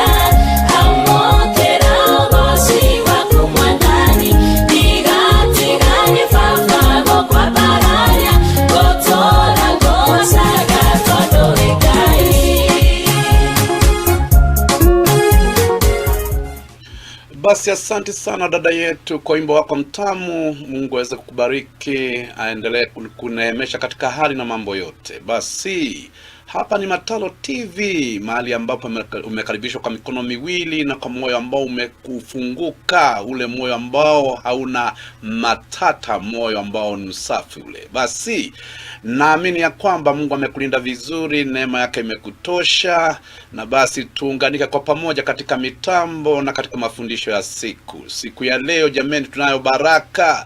Tumempata daktari mitamboni na najua mengi utakuja kuyafahamu baadaye, ila sasa nataka niwatangulize kuwajulisha kwamba tunaye daktari mitamboni, naye ana sifa zake, anafahamu katika hali na mambo na matibabu ya magonjwa aina mbalimbali. Basi wote ambao tuko katika sehemu mbalimbali za nchi yetu tuipendayo, jamani, nimekaribishwa mitamboni kwa mikono miwili, pembe zote ine za nchi yetu. Kama ningeshuka pwani, jamani, mkuu wa pwani mpo, jamani, najua mko tayari kwa sababu ya kipindi cha siku. Na jamani, tukivuka upande ule mwingine wa Meru, jamani, mugeni, basi najua wa Meru mko, na wengine sehemu za Umasaini kule Kajiado na kwinginepo, jamani, sova. Basi ni matumaini yangu ya kwamba mambo yako shwari ya pembe zile. Kama ningeshuka upande wa magharibi kule, ningewauliza watu wa magharibi kule Uriena, basi najua mko upande wa Kisumu, Nyanza kule upako Rwanda. Basi tuvuke mipaka tuingie katika nchi jirani ya Tanzania. Wa Tanzania mpo, jamani, mmekaribishwa mitamboni kwa mikono miwili na kwa moyo mkujufu. Jamani, tuvuke kule ngambo ile ingine tuingie Rwanda, Burundi, tushuke chini kule Uganda, nanyi pia mmekaribishwa kwa mikono miwili. Sehemu za Uganda nimewatembelea wiki jana, nimekuwa upande wa Bushigai kule upande wa sijui wapi huko, acha nikumbuke, nitakumbuka tu, na nikashuka upande wa Bududa kule Manafa, kule Manafa nikashuka sehemu za Bududa, na nikawa na wakati mzuri sana, nikakula matoke. Waganda, jameni, mbarikiwe basi kwa ukalimu wenu. Basi tushuke upande ule mwingine kule South Sudan, wote wa Jumuiya ya Afrika Mashariki mmekaribishwa mitamboni. Basi toka hapo tuvuke katika sehemu zote za bara yetu ya Afrika ile, popote ambapo sauti inasikika mitamboni mmekaribishwa. Msidisha hodi yenu ni kuweza kuingia, tunakushiriki chakula ambacho kimeandaliwa, kikaandalika vizuri, mahali ambapo yako ni kuweza kushiriki chakula kile na zaidi.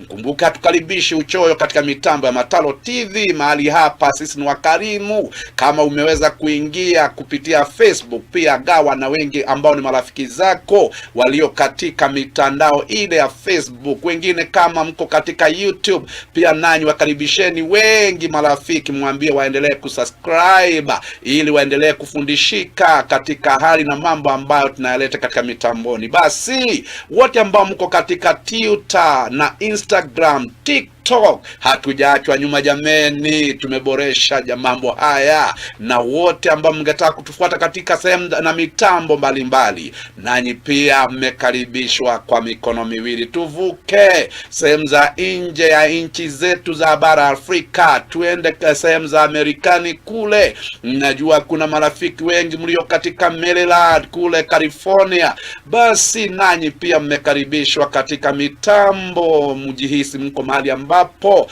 mtafundishwa na kufundishika vizuri, mahali ambapo tunapunguza hasara na kuziongeza faida. Basi tuvuke upande wa Ujerumani kule, nanyi mmekaribishwa kwa mikono miwili. Uingereza, sana sana sehemu za Oxford kule, marafiki ninao wengi, nanyi pia mmekaribishwa mitamboni. Basi tuingie upande wa Urusi kule, mmekaribishwa China, mmekaribishwa India, Pakistan na zote pembe zote za dunia mmekaribishwa pasipo kuacha nyuma. Ninyi wote wapendao Mataro katika nchi za Uarabuni kule, basi mmekaribishwa kwa mikono miwili. Na sababu nataka tujiandae kwa ajili ya masomo ambayo daktari atatuletea, jameni, naomba wakati ambao tunajiandaa tutafute karamu na kitabu, sio karatasi. Ukichoka na karatasi utachoma.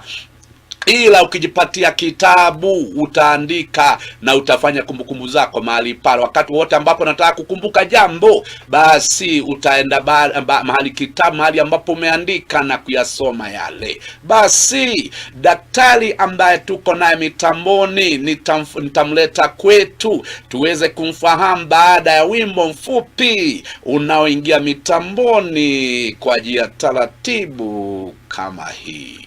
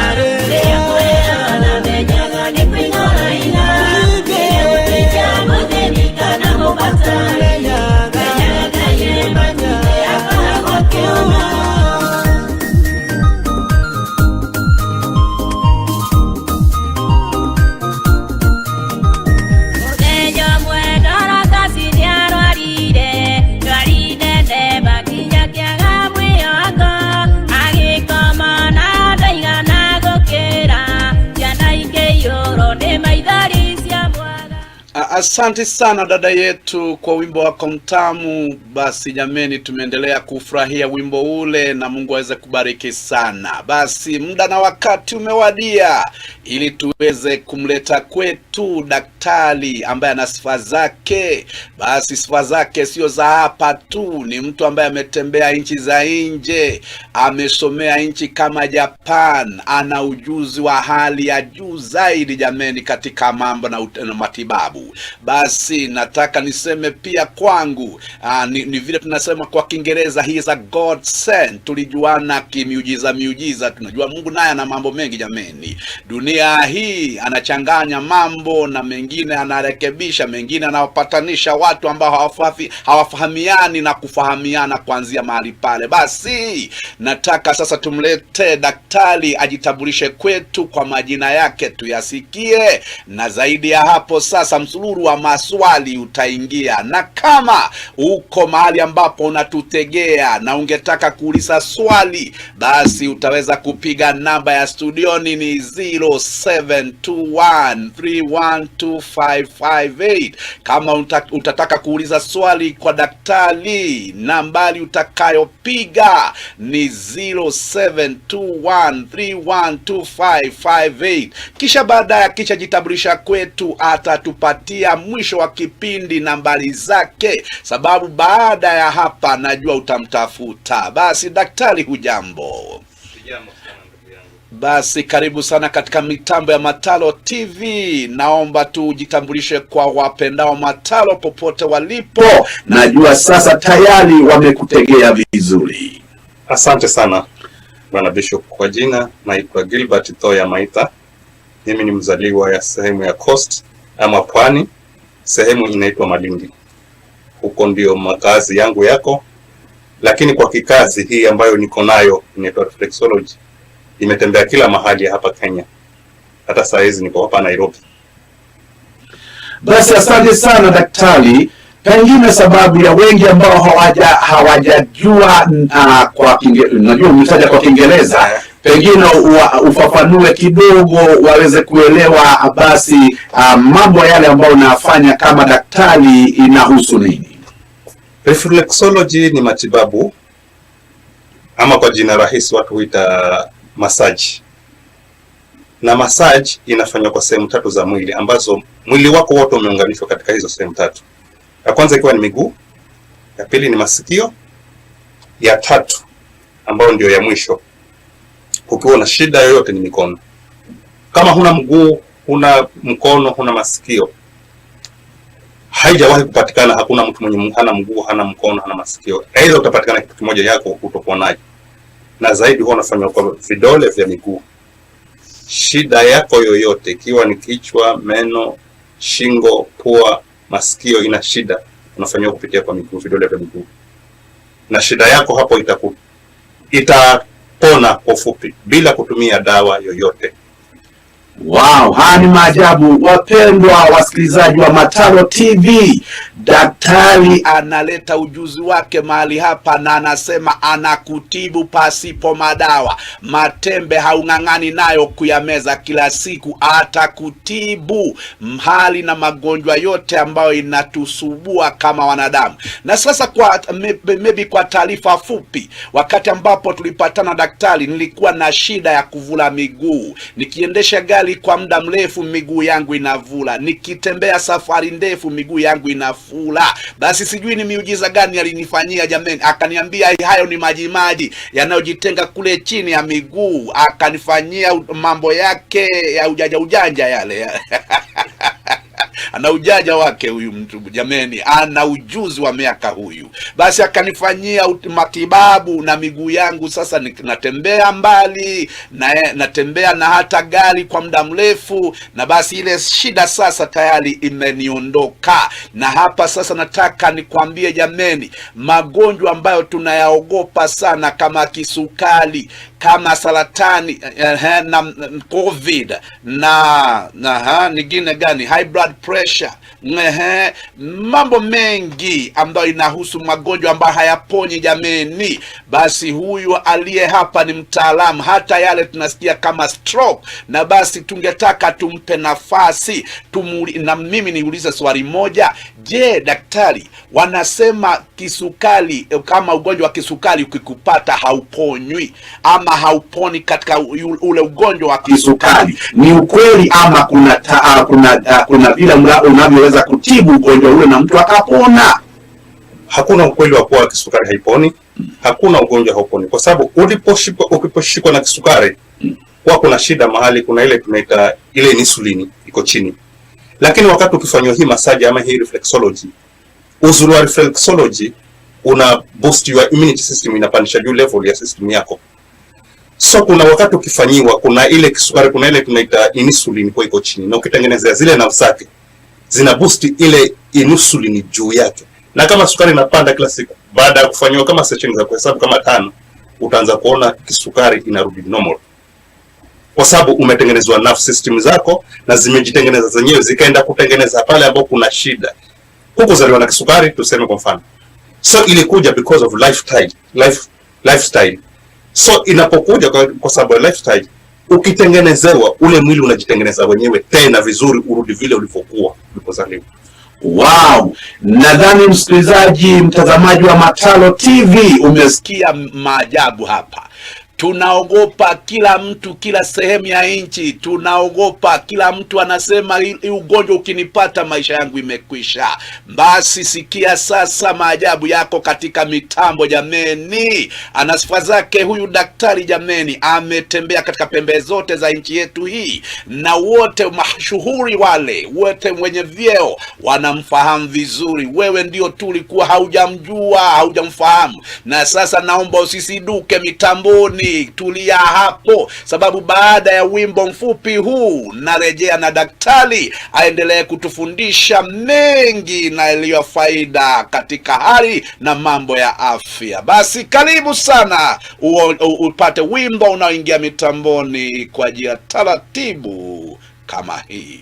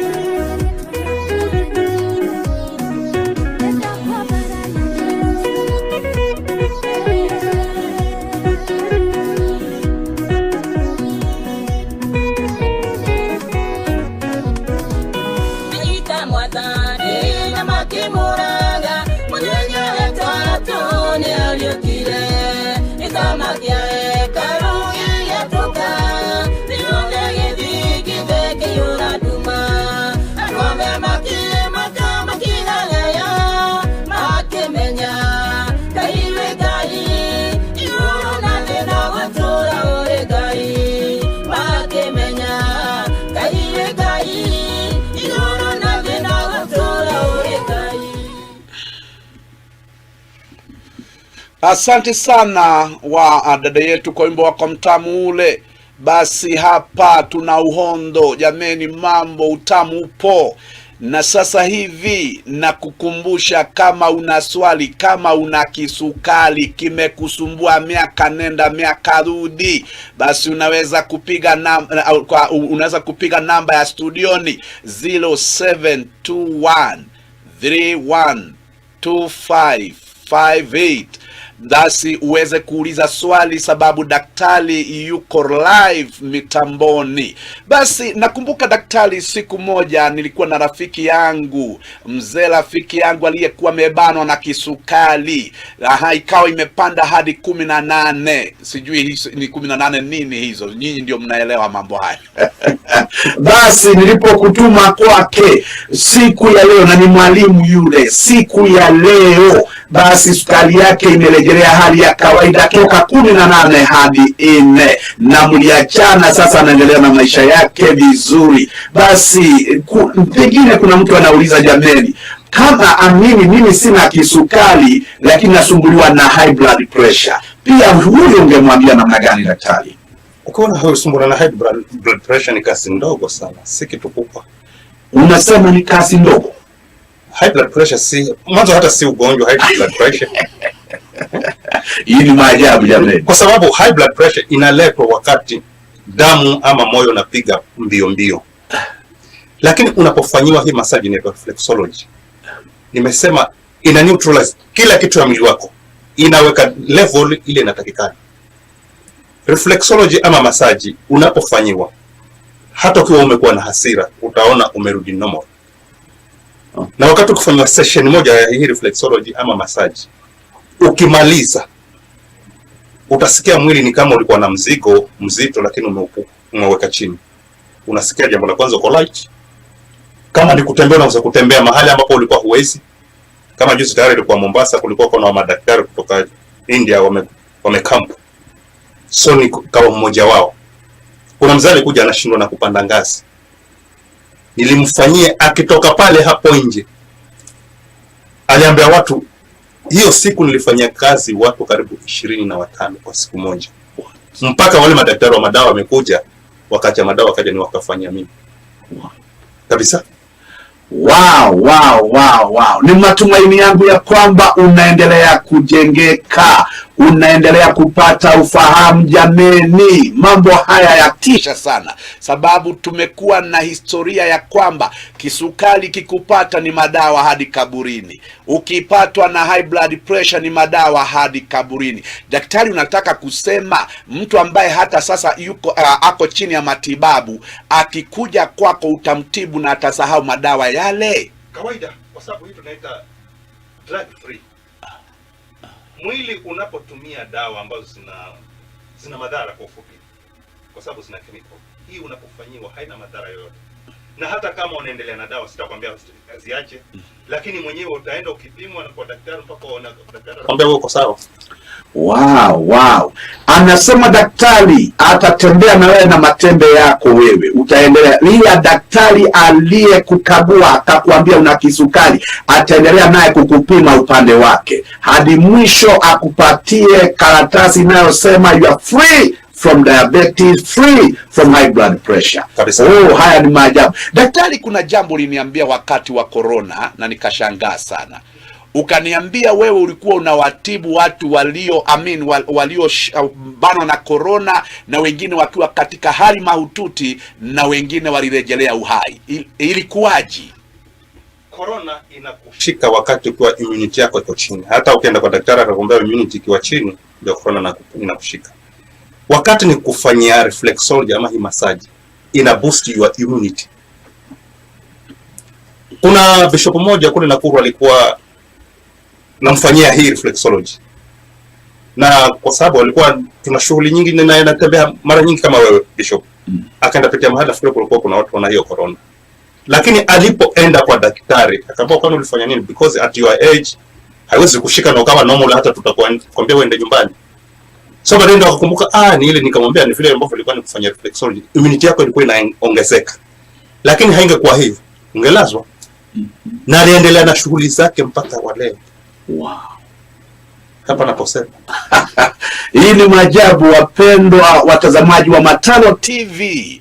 Jameni, haya mengine ni mageni sana kwa masikio yetu, na nataka nikwambie daktari yupo jameni, hizi singano, daktari yupo, na ukitaka kuongea naye live, kumbuka nambari ni 0721 312558 0721 312558. Hiyo ni namba ya studioni, ila mwisho atakupatia namba zake. Unaweza kuwasiliana naye baada ya kipindi cha studioni, na najua atakuwa msaada mkubwa kwako. Basi hata leo nimemwalika sababu nataka kila wakati nikikaa kidogo namwambia daktari kuja, nataka tuwe marafiki sana, naendelee kuangalia mwili huu ili utumike miaka nyingi. Basi nataka sasa daktari nikuulize swali moja.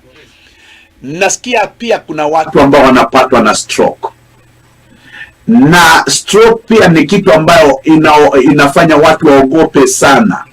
Je, mtu akiletwa kwako na ameshikwa na ugonjwa wa stroke, kuna uwezekano atarejelea hali zake za kawaida?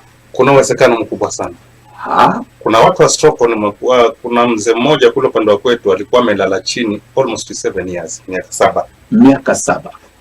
Alikuwa retire wa walimu, alikuwa mwalimu halafu akaretire. So nikapatwa na rafiki yake kanambia, basi na mzee wangu baada na shida hii na hii, na amekaa chini sana, na alikuwa chini kabisa. Nilienda mfanyia mimi mwenyewe more than 10 session. Siku moja asubuhi nikifika hapo nilipata mzee yuko nje ameshika briefcase, ananiambia hata mimi nitaenda kufuata pension yangu mimi mwenyewe. Mtu amelala chini miaka 7. 7 good years. Mtazamaji, mambo haya ni maajabu. Mzee amelazwa ama amelala miaka 7 kwa ajili ya stroke. Kabisa. Na ukamtibu, ukampatia 10 sessions. Alafu baadaye ukakutana naye akiwa na briefcase anaenda kufuatilia pension yake. Hiyo siku hata alikuwa nimeenda kumfanyia, kufika hapo ameamuka. Anasema, daktari kuna maajabu. Unaona nimetoka nje mwenyewe. Hii briefcase nimeishikilia nije nikuonyeshe kwa nitafuata pension yangu ya walimu.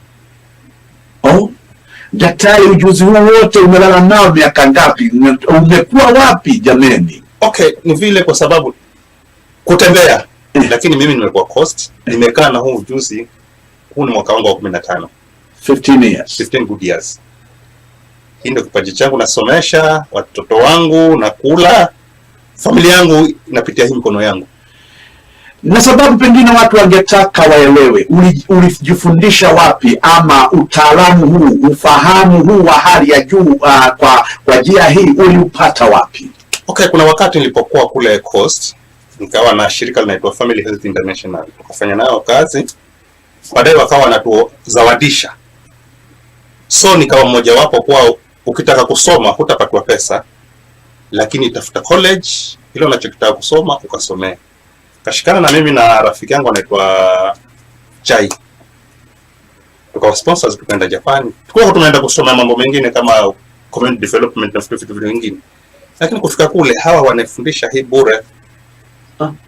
Tukasema afadhali basi tuchukulie hii ni ujuzi naweza kusaidia. Tuliporudi kwetu hakuna mtu tayari alikaa na akasema acha tufanye hii kazi. Kila mmoja akafuata shughuli zake. Mimi nilikuwa nafanya na hotel, lakini mamangu mzazi akawa na shida ya arthritis magoti inamuuma. Hata kabla kuenda mimi mwenyewe nilikuwa nikampeleka hospitali kuchomwa na spark moto. Niporudi akaniambia, mwanangu ile magoti yangu yamerudia. Nikamwambia mama, basi sitakupeleka, wacha nijaribu kitu. Nikamfanyia kwa sababu niko pale kila siku namfanyia, nitoke niende shughuli zangu. Naambia basi siku hizi hata naweza kwenda shambani hayaniumi tena kupanda milima kwa sababu kwetu kuna milima. Lakini hainisumbui. Kaambia basi kama haikusumbui endelee na shughuli zako. Akaulizwa na marafiki zake wakina mama, mama yake fulani ilikuwaje? Anasema na daktari wangu mimi. Hata sasa kwenda hospitali tena. Hapo ndio chanzo kikaanza kuwa mimi nimekuwa daktari.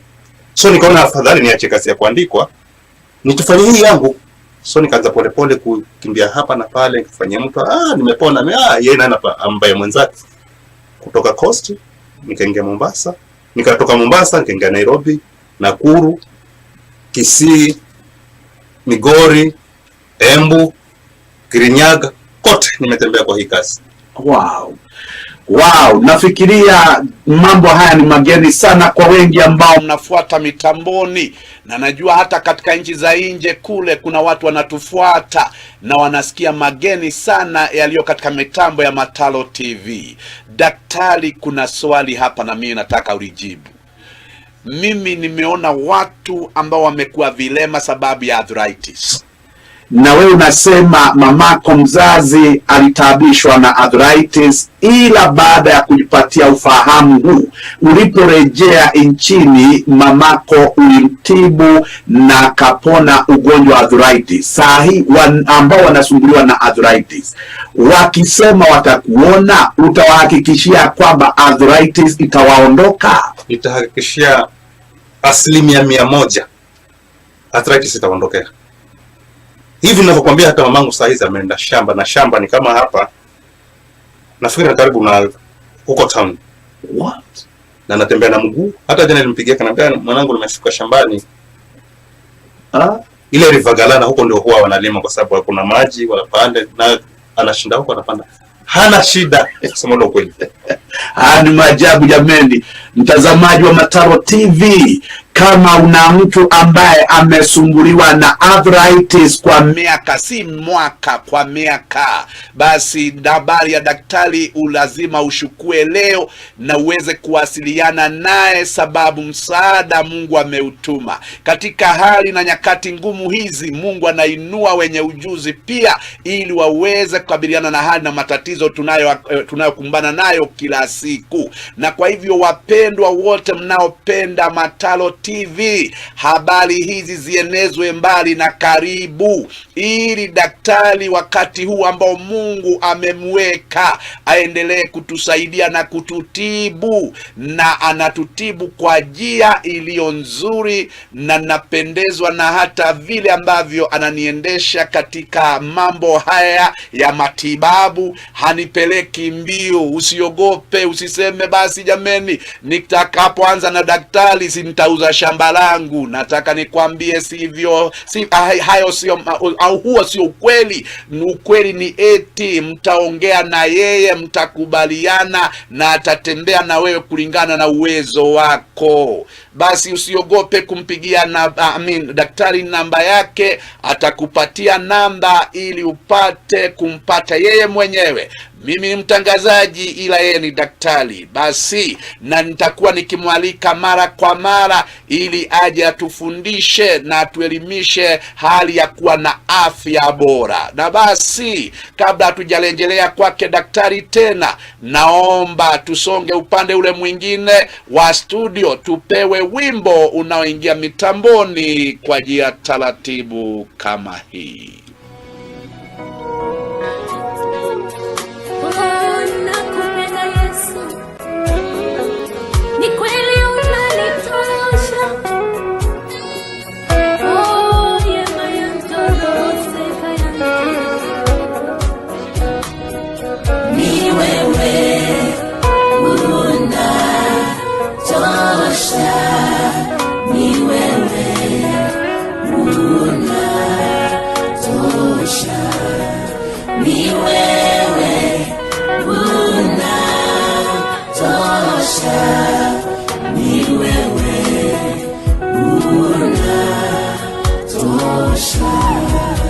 Maishani mwangu shukrani ni kwako, kwa kuwa wewe ndiwe unatosha. Nitakupa sifa ewe Eshadai, matendo yako yawe yavuma. Nasema ni wewe, ni wewe Bwana unatosha. Ni wewe Bwana unatosha. Ni wewe Basi asante sana dada yetu Sadi kwa wimbo wako mtamu. Mungu aweze kubariki sana. Basi wakati ambapo tumekuwa mitamboni hapa, jambo lingine daktari amenisumulia hapa ya kwamba kuna mama upande wa Gatondo aliyebanwa na ugonjwa wa mishipa tangia 1972 na hakuna hospitali ambayo hakutembezwa ili aangalie kana kwamba atapata matibabu, ila hawakufua dafu. Basi daktari akafahamishwa habari ya yule mama na akapatiwa namba zao, akamtembelea hapa upande wa Gatondo na akaanza naye matibabu haya ambayo anaelezea hapa. Siku ya leo yule mama anatembea mwenye afya, hana matatizo na ugonjwa wa mishipa ukamuondoka. Jameni, daktari, ilikuwaje mama ambaye alibanwa na ugonjwa mwaka wa 72 kupokea uponyaji? Alipokuwa anapeleka hospitali hata alikuwa anasema akati miguu sijui namba vitu zake zimeisha hizi magoti, the knee, akawa ni akawepo nyingine. Lakini ni kama vile nilivyokuambia, wakati unapofanyiwa hii therapy mwili unajitengeneza wenyewe. Huyo mama alikuwa hawezi kutembea, hata kulikuwa kuna viatu amenunuliwa vya kufunga kaba kwa sababu akaenda mara nyingine zinatoka na mara anaanguka. Lakini nilimfanyia several sessions. Huyo mama ilikuwa nikienda hata nampata nafagia, naambia shuka kule shamba akachukua ndizi fanya. Yaani huyo mama namshukuru mpaka sasa hivi, na yeye lazima hapo alikuwa ananishukuru. Hatuko acha nakobaya, na mama alipona kupona. Kwa sababu mishipa inapokataa kufanya kazi ama nerves zinapokataa kufanya kazi, mwili wote hauwezi kufanya kazi. Na kama kuna kitu kikubwa mwilini mwa mwanadamu ni nerves. The biggest organ in human body ni nerves. Kwa sababu nerves zako ukaanza kuzunganisha moja hapa ukizishikanisha, zitafika coast zirudi hapa, ziende coast zirudi, kwa sababu wataalamu wanasema ni half of the global. Hii dunia basi nusu yake nerves ndio zinaweza kutosheana, kwa sababu nerves zikipele kila mahali ya mwili wako kuna nerves, kwa macho, kwa masikio, kwa meno, kila mahali. So napofanyiwa hii reflexology ama hii therapy, yenyewe ina dictate ni wapi kuna shida, na inajitengeneza yenyewe. Hapa kuna shida fulani, kwa nini ilikuwa hivi? Wewe ndio ulilala, hebu amuka fanya hivi, mwili unarudi normal. Daktari, hadi maajabu. Na najua wote ambao mnafuata mitambo ya Mataro TV, hata nyinyi mnasikia maajabu kama mimi. Na mimi daktari, nina swali. Kuna wakati ambapo tunaambiwa tuna wingi wa mafuta mwilini. Basi kuna uwezekano kama daktari kupitia matibabu yako kupunguza yale mafuta katika mwili? Iko sana. Wakati unapofanyiwa hii therapy ama hii reflexology, ukimaliza unapata maji ya moto kama glasi moja unakunywa. Na wewe mwenyewe ukishikilia, kwa sababu wakati tunapokula chakula ambacho tumekipika na mafuta, jambo la kwanza kikiingia pale ndani kinaenda kuziba zile nafasi za mishipa kufanya kazi vizuri. So unapokula ukimaliza kunywa maji ya moto, ile mafuta utaitoa pale ambapo itaenda chini, utaitoa vile yenyewe mwili utakavyoweza kuitoa. So unapokunywa maji ya moto kila wakati inakusaidia kutoa mafuta mwili yako. Lengine kutembea inachoma ile mafuta na unakaa kwa sawa kabisa. Basi na wakati ambapo unafanya sasa haya matibabu yako, pia inaisaidia kupunguza yale mafuta. Inasaidia vizuri sana kupunguza, kwa sababu kuna mishipa ambayo ile mafuta kuna mahali haitakikani. Hiyo mishipa yenyewe inatoa kwa mwili. Kama utaenda kwa mikojo, itaenda kwa figo, pale kwa wapi, itoke na wapi, lakini inapunguzwa kile unapofanya, inakupunguzia ile mafuta. Kwa sababu hata nikikufanyia wakati nikimaliza, nafikiri mara ya kwanza nilipokufanyia ulitoka jasho jingi sana. Sasa ile huwa sasa imetoka mahali fulani, jasho ilitoka sana. Sasa kufanywa vile kile unapofanyia unasikia joto. So huwa imebani mahali fulani, ile mafuta inapunguzwa kwa mwili. Yeah. Wapenzi watazamaji wa Mataro TV, haya mambo ni ya kutisha sana, na najua umesoma mambo mengi. Daktari tutakuwa tukiendelea kumleta ili atufahamishe mengi kuhusu mili hii na afya bora na jinsi ya kuitunza ile afya bora. Basi nataka sasa nimpe nafasi ili aweze kukupatia namba zake za simu, ili hata atokapo studioni, jameni, mtaweza kuwasiliana naye. Mimi sitakuwa pale, mtaongea kivyenu na najua mtapatana. Basi daktari, karibu uwape watu nambari zako za simu na uambie mtapatana namna gani. Nambari zangu za simu Namba ya kwanza ni 0715 95 96 18, 0715 95 96 18. Namba ya pili ni 0710 99 59 04. Nitarudia. Namba ya pili ni 0710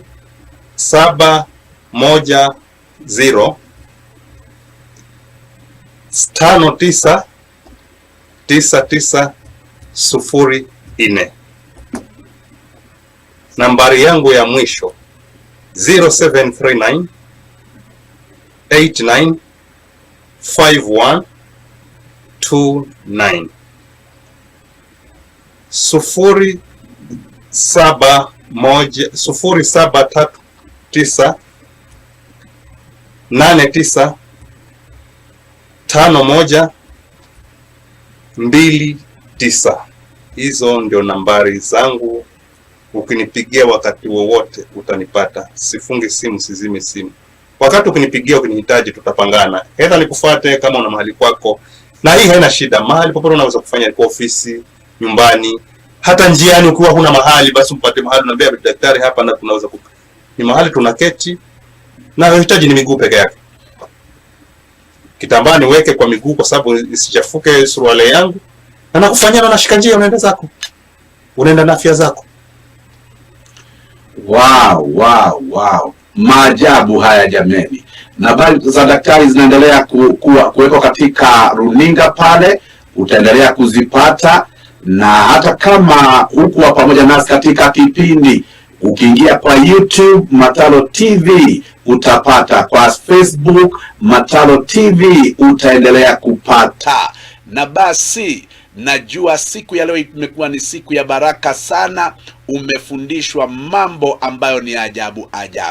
Na basi nataka nikuahidi ya kwamba daktari tutamwalika tena ili aendelee kutufundisha na aendelee kutuelekeza katika hali na kuwa na afya bora. Basi tuingie upande ule mwingine wa studio, tupewe kibao kinachoingia mitamboni kwa njia taratibu kama hii.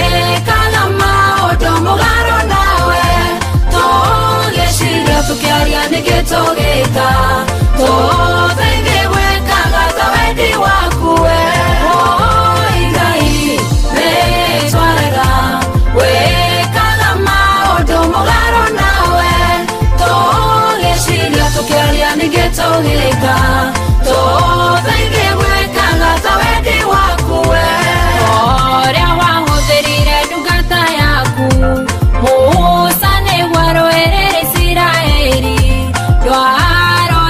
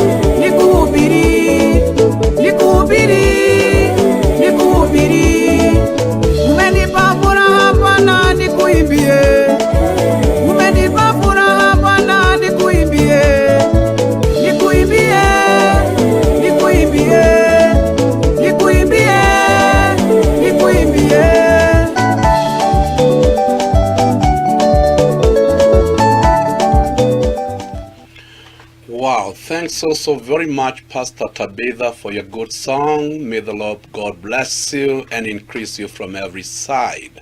This is Mataro once again coming to you live from our broadcast, from our studios, and I believe that you are doing well and the Lord has kept you well. It is my hope that you've been waiting to hear from Mataro TV, and the moment and the hour is here that you receive the best that we are going to release from our studios. Yes, I believe that you have already understood that we are a people who are who never allow ourselves to share selfishness, but we are out to share with as many as possible. So if you are connected through Facebook, please make sure that you allow many to know that we are live on Mataro TV. Share with them that link and allow them also to share what you're about to give to all of us. Also, if you are connected through YouTube, do the same. Allow many to subscribe, and I want to promise all of us it will be well. We are not going to let you down, neither are we going to frustrate you, but we are going to give you the best. Also, to those of us that are tuned through Instagram and also Twitter, not forgetting to them that will be connecting through TikTok, please also share with your neighbors. Let your brothers, sisters, your relatives know that we are on air, and we are here to boost you through knowledge. And I want to promise all of us that as you take your time to reason, you're not going to remain the same again. Now I want to welcome all of us from our four corners of our beloved country, Kenya.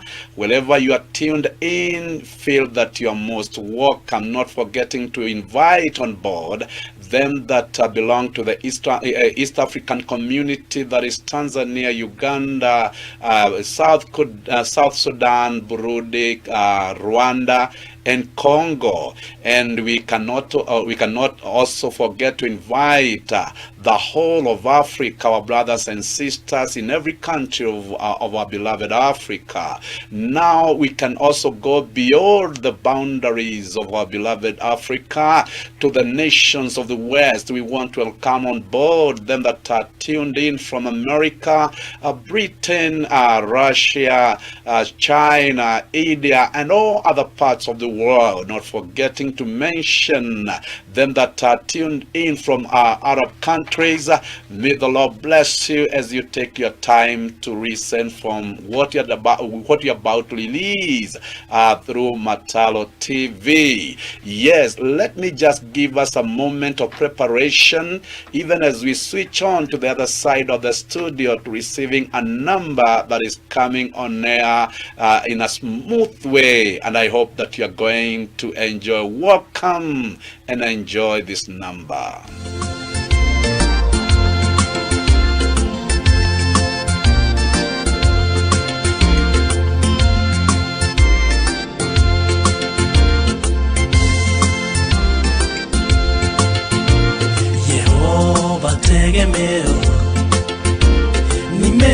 nimesimama kwako na kuinulia macho, mimi ni mwanao.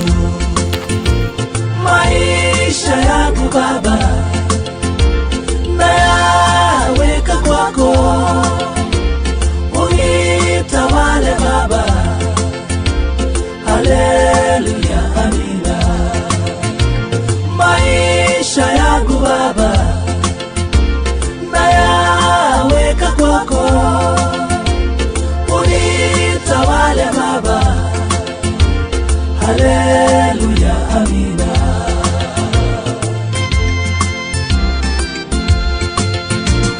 Umenisafisha ukaniokoa, kanivalisha vazi la kuigia Zayuni. Maisha yangu Baba nayaweka kwako, unitawale Baba. Haleluya, amina. Maisha yangu Baba nayaweka kwako, unitawale Baba. Haleluya, amina.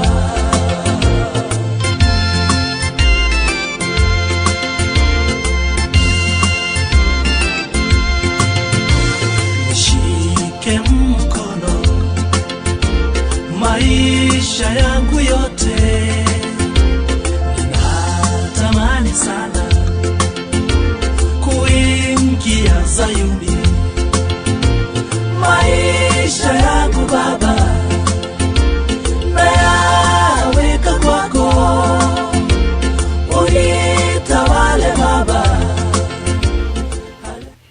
Thanks also very much, Apostle John, there for your good song. May the Lord God bless you and keep you strong. Today we are going to embark on our very topic. Remember, we are dealing with the call to the hurting man, whereby we discuss about the mentorship of the boy child. And today we are going to embark on our very topic, the topic of social leadership. And today I'm going to begin from where we stopped. Remember, we are talking about social leadership, and I'm going to pick from where we stopped. And I want to single out something here before we get continued. And this concerns the self-image. Now, it was the duty, as I've always said again and again, that it was the duty of the father to nurture and to mentor their sons to understanding better what is social leadership and how to go about it. And now, before I give us, I get into details about social leadership, that's why I've just said I'll single out something that is very important for all of us to understand, and that is a self-image. Now, what is self-image? Now, self-image, it's the way we see ourselves and the way we evaluate ourselves, not the way other people think about us. So the way you carry yourself, the way you see yourself, and the way you evaluate yourself talks volume about your self-image. And so it was the duty of a good father to mentor his son to understand better how to come up strong in their self-image. And a father would tell his son that when you are weak in your self-image, you'll always expect in your life some negative result. But when you carry within yourself a healthy image, then what ought to be expected in your life are positive results. And so a son would demand to know from the father, what is this animal that you are calling self-image? And the father would take his son in 5 special steps on how to grow healthy in their self-image. And these 5 steps are as follows. A father would tell his son that if you want to live happy and if you want to enjoy your life, you must carry with yourself this mindset and this attitude that you are lovable. Number two, a father would tell his son that this mindset should carry with you, and this attitude you should always keep within you, that you are acceptable. And number three, that you are wanted. Number four, that you are special. And number five, that you are capable of making your own decisions. Now, why was it so important for a father to introduce his son to such a noble topic? It is because he knew if the son would not be trained to understand the importance of loving themselves, they'll develop what we call an inferiority complex in themselves, and it will be very hard for them to come out of it in life. And so a father would tell his son that keep this mindset and keep this attitude within yourself, that you are lovable. So wherever you find yourself and wherever you go, you must tell yourself that I am lovable. And be reminded, my listeners, that the voice of the Father speaking in a son has a lot of power and a lot of potential. And so when a son would be opposed of his maybe agement, or maybe a son would be opposed by those challenges that come along the way, he would hear the voice of the Father in himself saying, my son, you are lovable. There is power in the words of a father. There is, and I want to repeat myself again, that there is power in the words of a father. And so also this one I don't want to skip. I don't want to be silent about this. I want just to remind all of us that a child grows from what they hear and what they see. So if a child would hear from the father that they are lovable, it does not matter who hates them. It does not matter who turns them down. It does not matter who criticizes them. As long as the voice of the father is speaking in them that they are lovable, they carry themselves strong, and they walk strong, and they fight whatever battles that come their way. So it is important even for any father who is listening to me to start speaking such words to your young ones who are coming up on, and also to the boys that you are trying to mentor and to raise to become real men. So keep on telling them you are lovable. It may not make sense this time round, but in the near future such words will reciprocate in them. Such words will start working in them. It may take time, it may tarry, but I'm telling you, you are not wasting your words. There comes a time when such words will be so meaningful in their life, when such words will be pillars in their lives. And so a father would not stop there. He would go on and tell his son. Number two, because the world is full of opposition and acceptance, it's so rare in the world, you must understand from a young age that you are acceptable. Remember, one thing is needful for all of us to understand, that what is in you talks volume more than what comes from without. So what is in you, it's what makes who you are. It is not that which comes from without. And so a father would prepare his son from an early age to carry himself in a way and or in a positive way that will be able to counterattack the negatives that come from without. So a father would tell his son that, my son, as long as you live, always keep to tell yourself that you are acceptable. Now, as I've just said, that there are more oppositions from without more than acceptance. There are more criticism from without than from within. And so when a child would grow understanding that they are acceptable, even in the midst of challenges, even in the midst of criticism, even in the midst of those cold shoulders that will come about, the son would keep telling himself, remember, you are acceptable. Daddy said you are acceptable. So even when they are denied opportunities, they have the power to bounce back, because they have a voice speaking in them that they are acceptable. And I've always said this word that as sometimes I enjoy seeing the politicians do their politics, because no matter how much you reject a politician, no matter how much you turn him down, no matter how much you shout him off, he'll bounce back and come back to you until he makes his point hard. So that is the kind of a thing that I'm talking about. If you're not well prepared, you cannot make a strong social leader.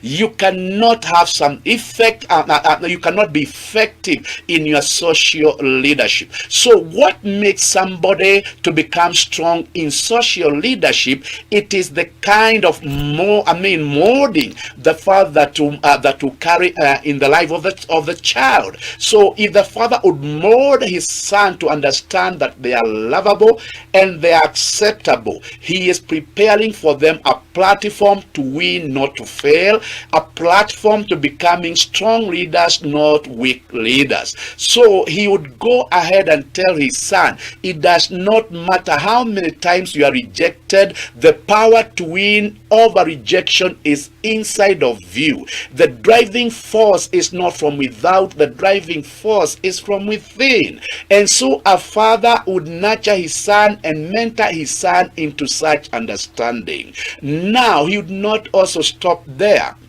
He would tell his son, my son, number 3, you must always remember that you are wanted. In other words, you are on demand. You are very scarce. No other leader is like you. And so carry yourself as a man who is on demand. You are wanted. So even in your family, see yourself wanted. In your age group, see yourself wanted. In the society, see yourself wanted. In the country, see yourself wanted. I'm telling you, when a son is prepared in such a manner, you cannot stop them from from getting what they want in life. You cannot hinder them. You cannot stop them. You cannot put pressure on them and make them deviate from what they want in life. So this is very important. A son would be told of his father that you are on demand, you are wanted. And so in the midst of opposition, in the midst of his criticizes, in the midst of the challenges of life, a son would hear a voice speaking in him, the voice of the father, that you are on demand. And so a son would run to create their own space, even in the midst of opposition, because they are on demand. It does not matter how many times you shout them down, as long as the voice of the father is speaking in them, you cannot overshadow them, you cannot demean them, you cannot water them down. They'll go for what they have intended to go for in life. A father would continue and tell his son, my son, number 4, never forget that you are special. You are not like your brothers, you are not like your sisters, neither are you like your cousins. You are special in your own way. You are special in your own making. And so have confidence in what you can do. Have confidence on who you are. Have confidence in everything that comes your way, and you have what it takes to handle. Have confidence that you can handle anything that comes your way, that you can that you can negotiate your way through storms, and because you are special. So carry yourself a special person all the time, and never ever compare yourself to nobody. And I want to repeat myself here. A father would give a stern warning to his son that never ever compare yourself to anybody else, because you'll never be like that person, whether they are so frank in their talk, whether they're powerful in some areas and you feel like you are weak in those areas. You are not them. You are yourself,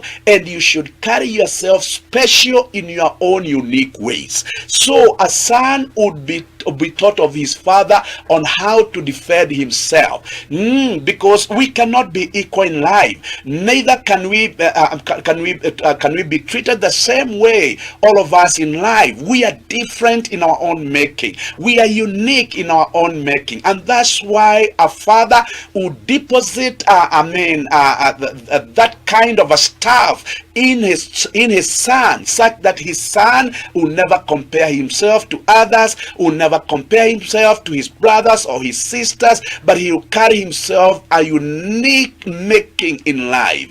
So a father would not stop there. He would go ahead and tell his son, my son, I want you also to understand this, that you are capable of making your own decisions. Now, this one is so scary, because we are living in a world whereby people don't want to make their own decision. They depend on other people's decision, whether bad or good. They depend entirely on other people's decision. Now, for you to be able to make your own decision, you need to have a good foundation, and a foundation where a good father prepared for you. So if you're not well prepared, if you're not well nurtured, if you're not well mentored in that good foundation, I'm telling you, no matter how many times you try to come out of your own defeat, it will never work for you. You need to understand that the decision that makes you prosper, the decision that makes you successful, do not necessarily come from without. It is your own unique decisions that prospers you and makes you successful. You may take other people's decision, and I am not ruling out borrowing from other people. It is always good to exchange ideas and ideas and opinions with other people. But when it comes to making of decision, a father would prepare his son to understand the importance of making his own decision, because if they are not in a capacity to make their own decision, they will always follow after others. They will always be dictated on what to do or what not to do. They will always be judged wrong by others. Hear this and hear this very well, the father who is watching and the son who is following me. It is important to understand that if you are not capable of making your own decision, people will misuse you. People will misjudge you. People who misinterpret you. And so a father would prepare his son to understand the importance of making one's decision. Be capable of making your own decision. And so a father would tell his son, it does not matter what storm comes your way. It does not matter who challenges you. It does not matter who opposes you. Be reminded, the decision you make will make your tomorrow become brighter or dark.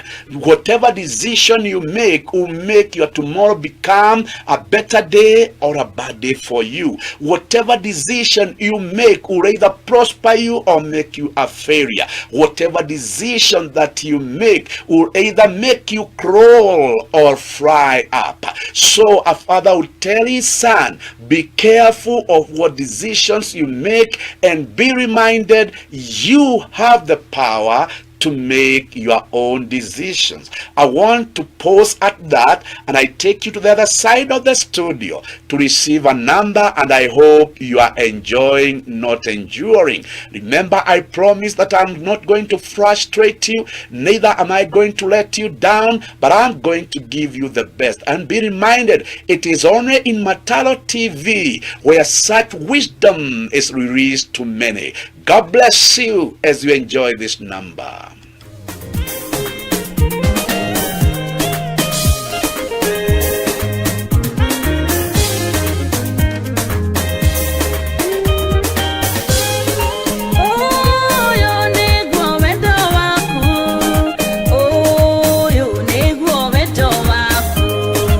Shema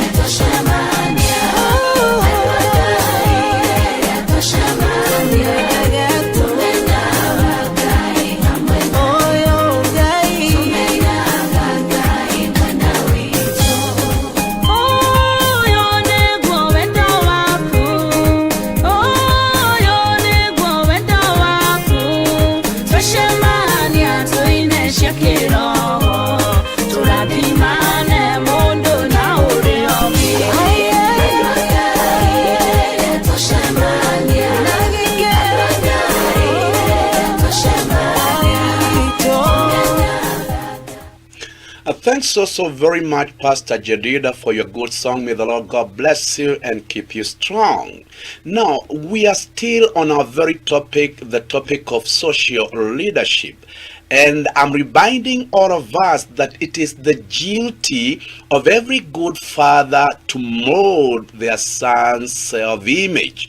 Be reminded, I've just said in our previous talk that when our self-image is weak, whatever we expect in our lives is the result that you see, or the result that we receive at the end of it all, a negative result. But when we enjoy in ourselves a healthy self-image, what we expect are the best of the results. That is positive result at the end of the day. So we are saying it is the duty of a good father to mold self-image in their daughters and also in their sons. Now today we have suffered a major blow, since most of our sons and daughters were brought up by absentee fathers. And that's why we have a problem we have a problem that is facing all of us, a problem of good fathers. We have, it's like we are having a very bad thing that is happening in our society. We have fathers who are able to father sons and daughters, but who are not able to nurture, to mentor, and to raise up true daughters and true sons. And so we must understand that we are suffering a major blow in our society because we do not have so many men who can make real fathers. Why? Because they were also not mentored into becoming true fathers. Listen to this. I'm saying when your self-image is damaged, you'll have a lot of weaknesses in your leadership. You'll have a lot of weaknesses even in leading yourself. And so when you become a father, it is not just another kind of a lifestyle, but it is a level from where leadership is expected, where responsibilities are coming your way, and you ought not to run away from responsibilities, but to handle whatever comes your way and show that you are a true leader in the same. So becoming a father is just raising a level of leadership in your life. And so when your self-image is damaged, you can never stand to become a strong father. You can never stand to become a true father to your daughters and to your sons.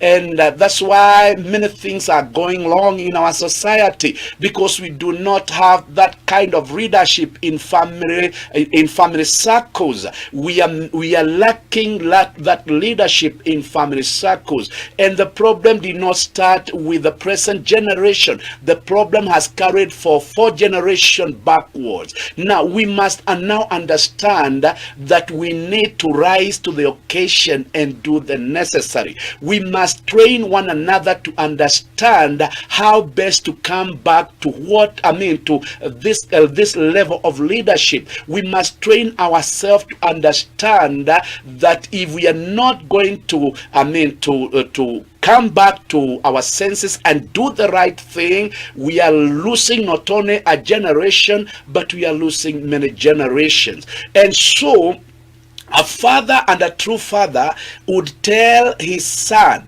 Now, the importance of this self-image is that when you grow up and become of age, you discover that there are more opposition that are there in the society than acceptance. There are more challenges outside there than maybe a free life that you'd expect to live. There are more criticism outside there, more than what maybe you are trying to imagine. And that's why a father would take time to prepare his son for the future that was ahead.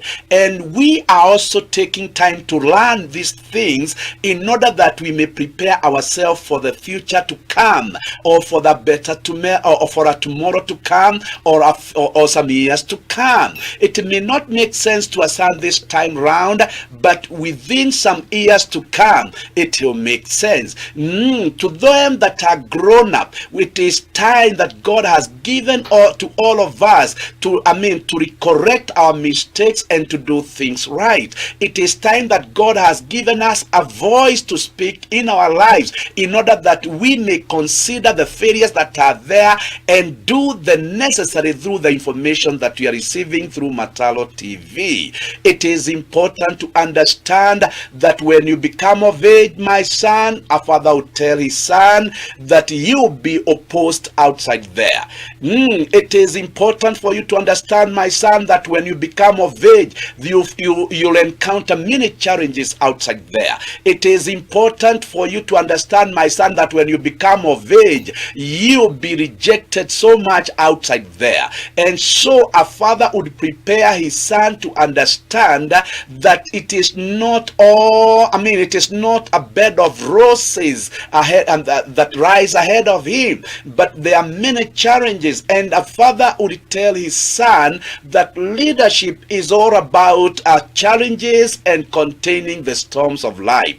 And if you're not strong enough, you cannot handle yourself in the storms of life. So a father would tell his son, these are the things that you ought to understand and you ought to know, that in life, for you to make something out of life, you must prepare for many battles. A father would tell his son, you must prepare for many battles. They say it in their own saying that winners don't quit. Winners don't quit.